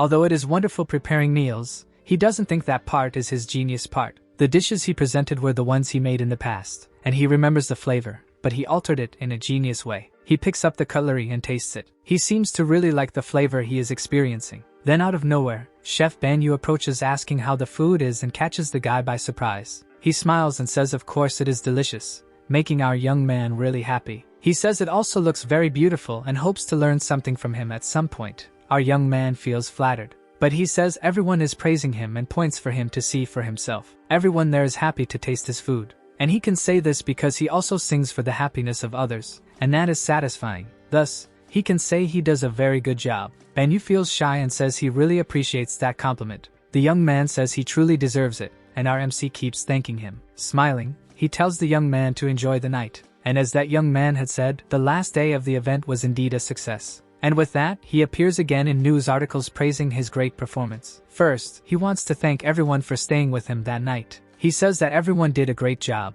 and the team says it was nothing. Then, he adds to his simple speech by saying that there is still much they need to do together, because it is an event that will take them to the next new stage, the grand opening of the All Seasons restaurant. From there on, the things to be done at the new location will be addressed, starting with a basic plan. The others show brief signs of light anxiety. All Seasons Banyu Hyan will be the name of this establishment. Now, the young man will say something additional. Each of the other 3 restaurants will receive the names Red, Light Blue, and Light Yellow. Red means that the food will be traditional Korean. Banyu Hyan Yellow will be for typical Chinese food. And finally, the blue will be for classic Japanese. In despair, the staff say they are in distant France. They question whether they will really serve something Asian right there. However, the chef momentarily shows a calm, serene smile. The young man explains again about the colors and their respective cuisines, asking if the group understood everything. An anxious employee says that a hotel like that with 3 restaurants serving only Asian food would clearly be unacceptable. Our hero explains that it is a fusion of French and Eastern cuisines together.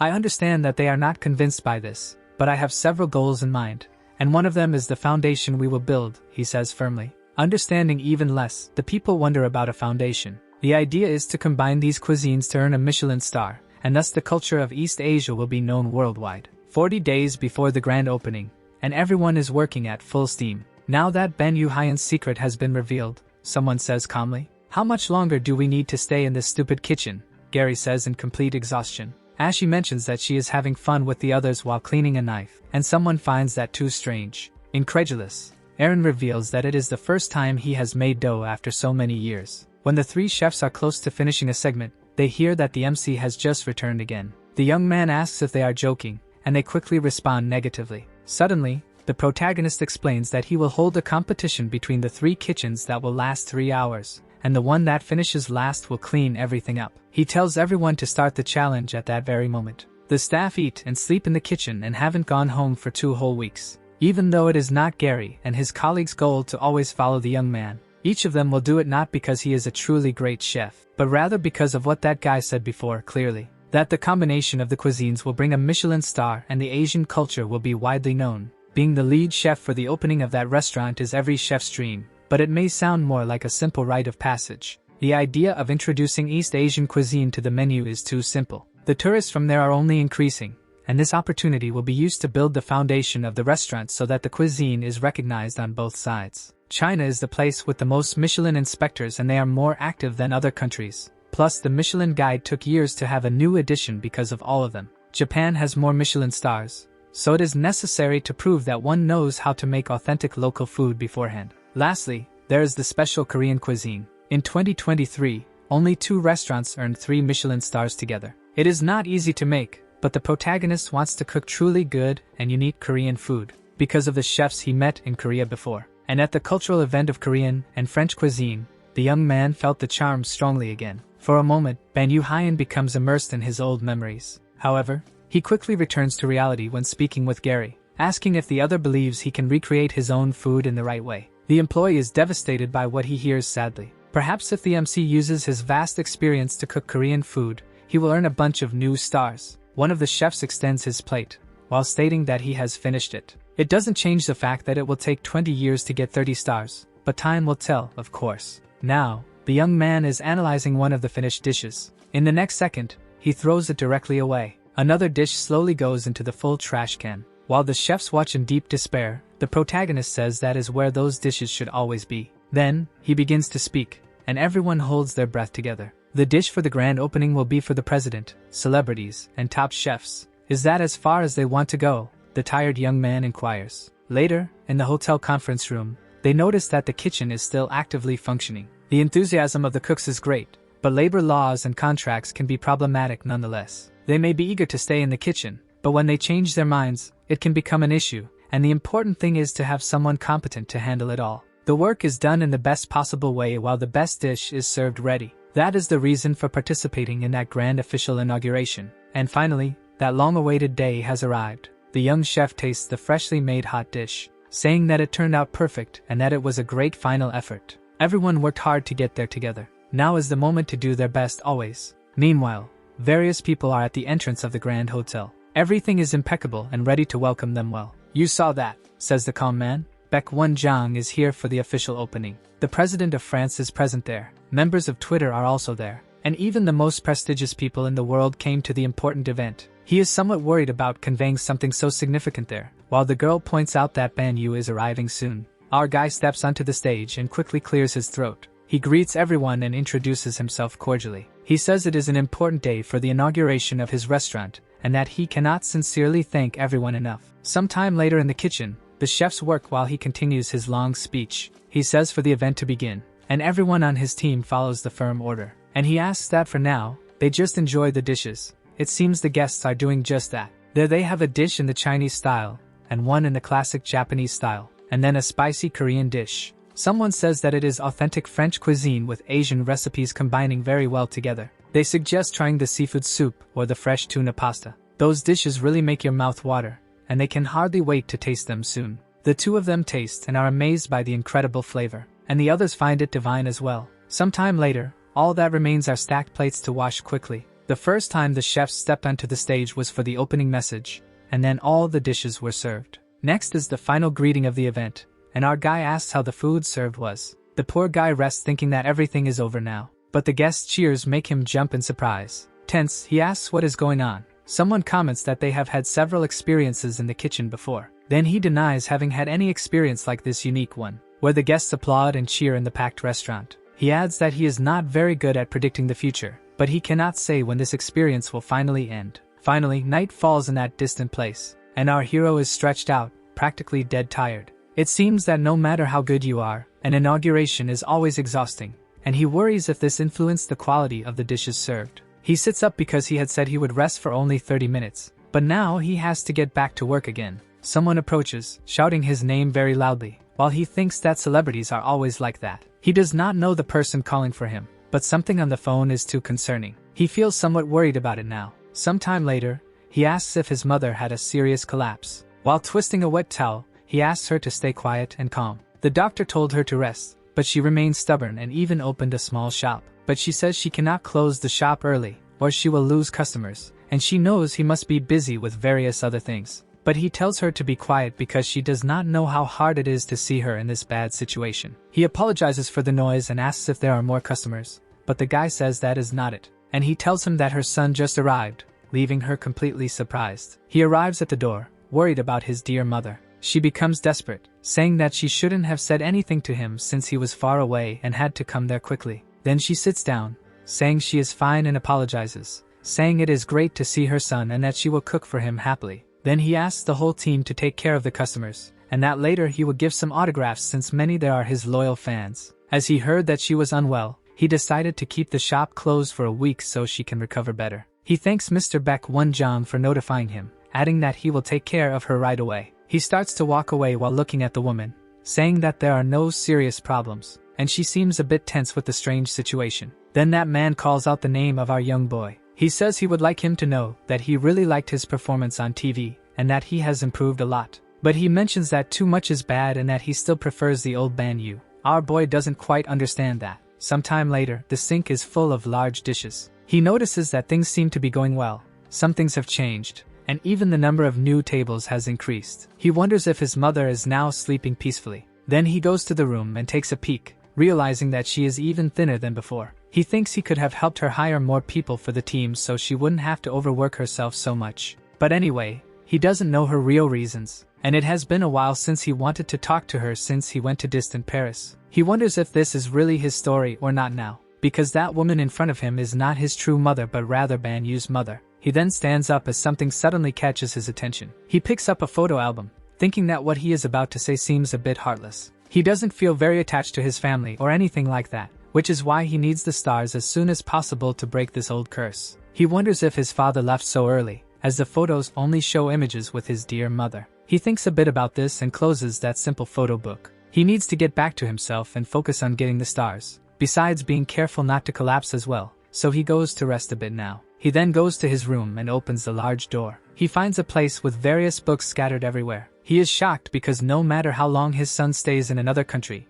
it's a different story to transform his room into this. So he is surprised when he finds something hidden. It seems that all of those are classic cookbooks. He finds a bunch of notes that seem to have been written dozens of times the same, and right behind them, a package with several white envelopes. Then he picks that up, wondering if they are personal letters. As he starts to read, he gets a bit tense when he sees written, "My beloved dear son." She is writing to find out if he is doing well in another country, and wonders what the taste of his unique food would be. She says she is always rooting for him, and thanks to Mr. Baekwon's team, she has time to see the new news. She says she is really proud of him, and that his father wasn't there because he was always busy, but she has always taken care of him firmly. She apologizes for never being able to provide anything good or expensive while he was young, says she is very proud, and thanks him always. Some time ago, she used to write those long letters. She shares that sometimes she dreamed of him becoming an important successful man, and from now on, she will do her best until he returns to see her. And now that he has a great restaurant,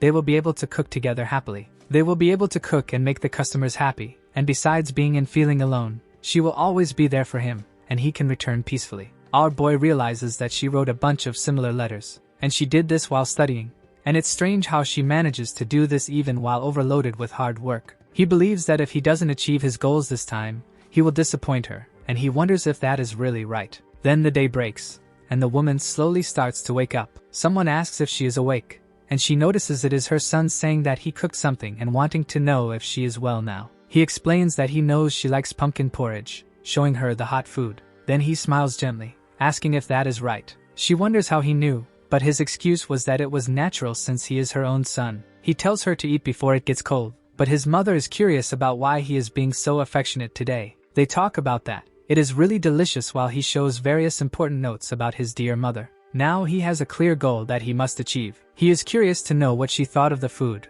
and of course, it is obvious that she thinks it is the most delicious thing she has ever eaten before. And to achieve this goal, he needs to be efficient and make the best choices. but he wasn't asking about the food served. What he really wants to know is if she would like to open a traditional Korean restaurant. Smiling, he says they can open a restaurant together, and if she's lucky, she might even earn a famous Michelin star. In the end, he thought this might be a better goal, to fulfill the dream of his beloved mother. She thanks him for his hard work, and says they are leaving. Banyu feels awkward for calling everyone right after giving him a break, saying he will make it up to them, but they are grateful for the opportunity given. Then she says there's something more and puts her hand in her small bag. Since he took good care of them, it's time to give back. She mentions that she prepared some things for the health of her dear mother. He feels flattered and thanks her for that again. A little while later, he is going to meet his mother again, calm. She stands up because she wanted to say goodbye to the staff, but everyone has already left so she wouldn't have to get up yet. Banyu wants to know if she thought about what he suggested the day before.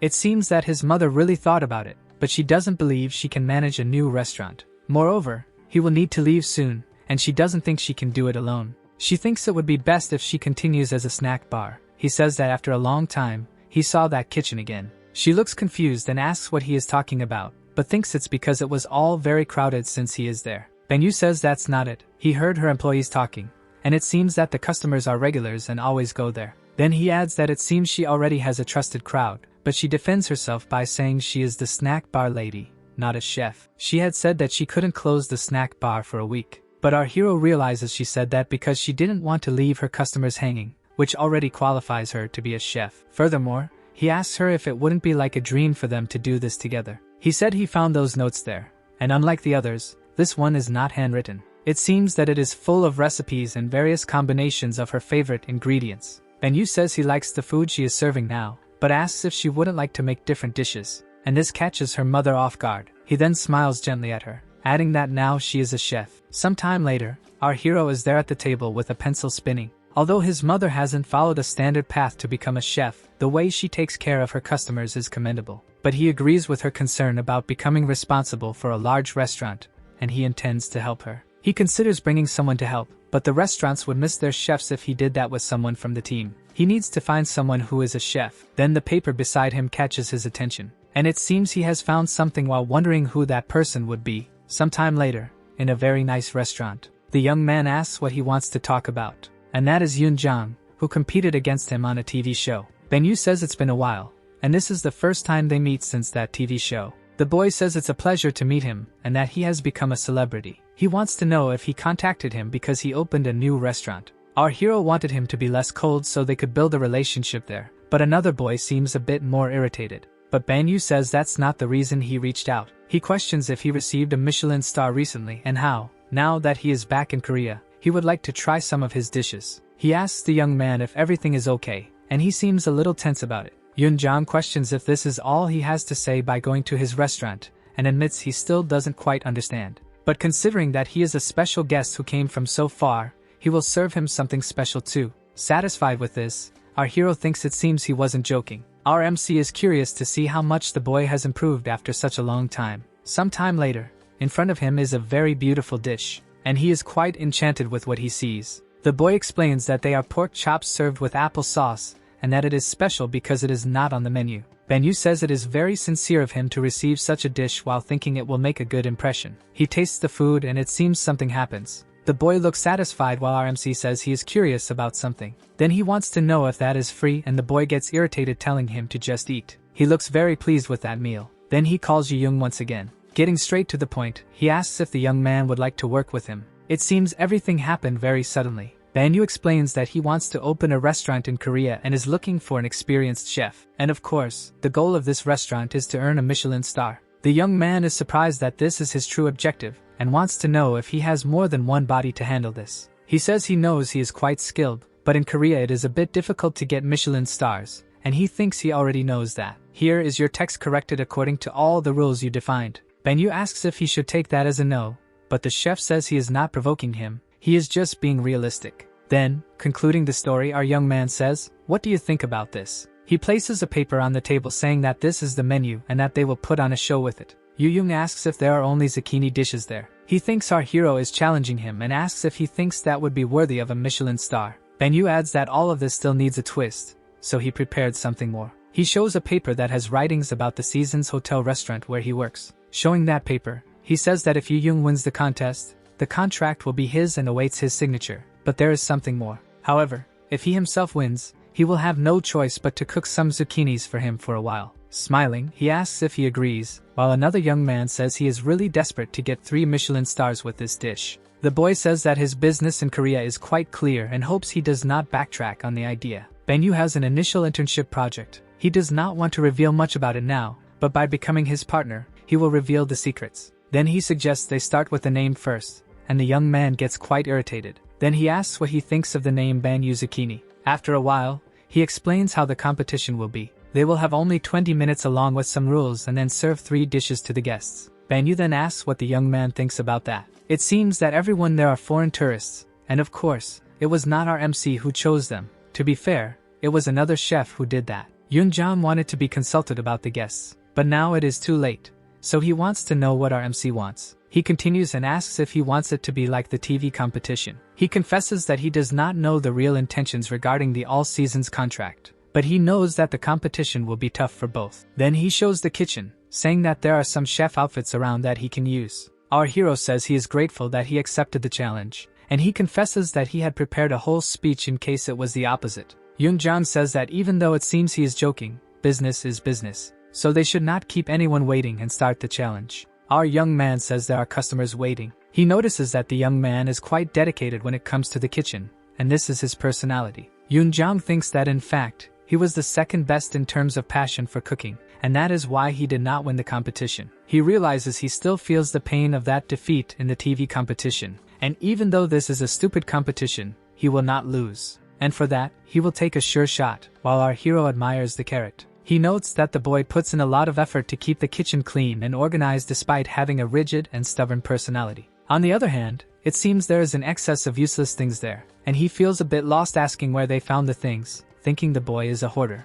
He realizes he has wasted a lot of time looking for things here and there, but it was good for him to have a moment of relaxation before getting serious. Then, without any mercy, he starts the work chopping that carrot. After a while, Yoonjong's dishes are ready and look great. And further down, our MC prepares a bunch of dishes based on the new menu of the restaurant that will open with his mother. The guests arrive, amazed by it all. If you are a tourist there and your goal is Korean food, there are many options, but Korean food to your taste changes things. And the girl sees a flyer with the headline of his restaurant, which could mean they will go to his restaurant. Lastly, the way the dishes are evaluated there is not like on the TV show, because the invited guests are only there to fill their stomachs. After a while, the plates are empty. The downside is that with full bellies, they end up not eating all the dishes. The guy feels a bit tense while thinking that this means he has won. It seems they didn't touch Chef Banyu's food, so he asks how the competition stands. It looks like our MC lost that battle. The guests think there's something going on for them to eat for free and wonder what to do with the leftover dishes. The girl says that honestly she's a bit full, but it would look bad if they don't try, so she would give it a shot. She puts a piece of it in her mouth. While it seems like she's having a fit, her friend asks why she's making that face. They wonder if it's tasty or not while the guy's leg starts to shake. The guests try it and are affected by what they are tasting. It seems everyone there is getting carried away. The girl asks what the guest thinks of the dishes, and the guest has a wild reaction saying they are super delicious. They cry because they have never tasted something so good in their lives and want to be Chef Banyu's students. He wonders what the hell is happening this time. He observes those different dishes that RMC made, and as he approaches, he tries it. When he puts it in his mouth, he seems to notice something. He calls for Chef Banyu. Very irritated, he wants to know how the hell he did that, but our guy just smiles at him. Banyu says he thinks everyone is already full while clapping his hands, and he mentions that this food is from the restaurant he will open, and some will be on the menu there. Finally, he wants to know how they feel about the taste. The guests say it's the tastiest Korean food they have ever tried,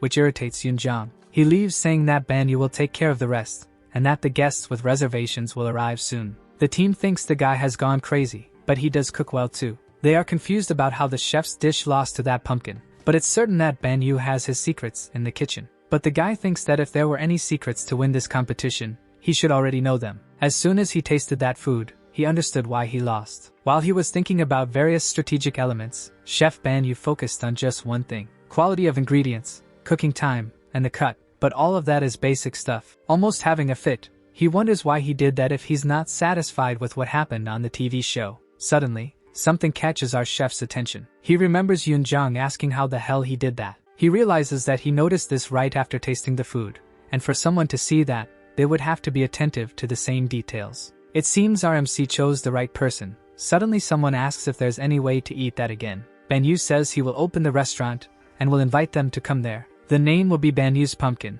and he would like the group not to forget that. Then 2 days after that incident, the guy is at the diner table, tense, and our hero seems a bit confused by this. His mother says that the important guest has arrived, and she says he is more handsome than on TV. She kindly brings a plate to him, saying he needs to eat something first. He wonders if that wouldn't be the dish that Banyu made on the TV show. RMC wants to know why he isn't eating, but he says he will eat. When he tastes that food, he is surprised by something. He gets irritated, thinking he needs to stop reacting like this every time he eats the guy's food. Shaking all over, he thinks he can't lose his pride right now, since he will be part of this. Banyu wants to know his opinion. Yoon Jong is surprised when RMC says he called him there to tell him something. It will be the first Korean restaurant with his name. He plans to leave the restaurant to him and his mother. This is because he needs to return to Paris and wants the opening while he is still there. So there's only 1 week left, which obviously leaves everyone very worried. He apologizes but needs to take an important call right now. He says on the phone that he has all the ingredients in his room,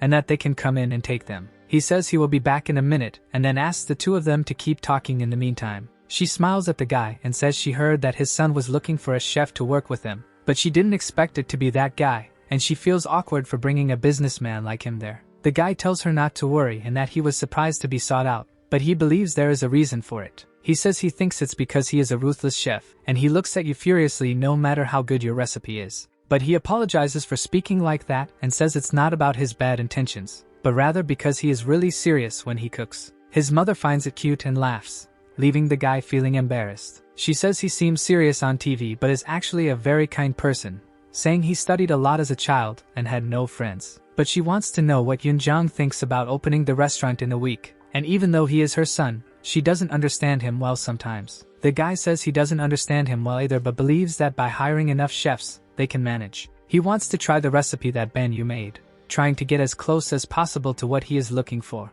To his surprise, RMC's mother says that's not quite what she meant, because if they are going to do that, they need to surpass her son. Then she says that as soon as they finish eating, they should go to the kitchen and start the plan. Banyu thinks about the part of being better than his food, and he gets excited. Yoonjong says he is also a very strict chef, but she thinks that's good, and they will be able to give their best together. Banyu is worried if they would get along, but it seems everything is fine, and now he needs to solve another problem. A cell phone rings on a table. The guy asks if this is Mr. Banyu. RMC learns from Baek-won that everything is going well since the budget and plans have been made correctly. It seems they are stuck in a commercial area, and the chances of making a profit right away are slim. Banyu is surprised that everything is going so well, saying that he really is an expert. RMC says he won't accept excuses for anything going wrong, but Mr. Baek-won assures him that there is no problem at all. Fast or not, what matters is that the food is delicious, because if it isn't, everything will be ruined. Baek agrees but also thinks it's too easy for the kid to say that,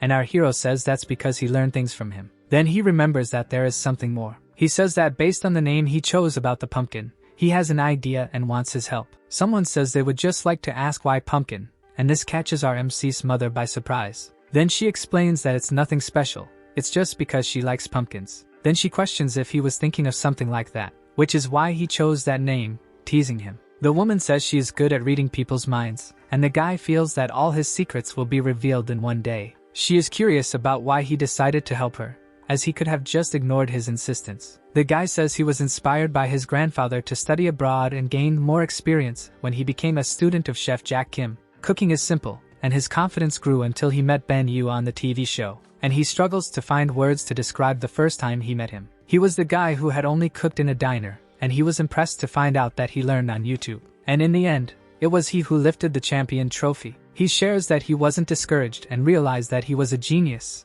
What irritated him was that the kid was so ignorant. But when he met him again, he discarded his plan to get the star with the restaurant because he thought it was stupid. And now he has been cutting pumpkins for 3 days, as she can see. It seems he is there to train a bit, and also to rid himself of guilt. He is there to learn every detail he can, and he is also curious about the ridiculous secret of the chef. And then he suddenly remembered that he only followed the standards of the kitchen while Banyu went beyond those standards. He is quite curious to know how it will be if he follows these standards from now on. The woman says her son has earned Michelin stars, and the young man replies that he thought so too. However, he thinks that those 4 stars must be just the beginning for him. Our young man says he nailed the flavor of the pumpkin dish, and he continues eating while the duo in the back is quite satisfied. To maintain the texture of the pumpkin, it is necessary to remove the fibers and seeds, but removing too much will take away the sweetness of the pumpkin. Banyu congratulates them for having done this, but he needs the key ingredient to stand out the most. The fried pumpkin with shrimp is also great,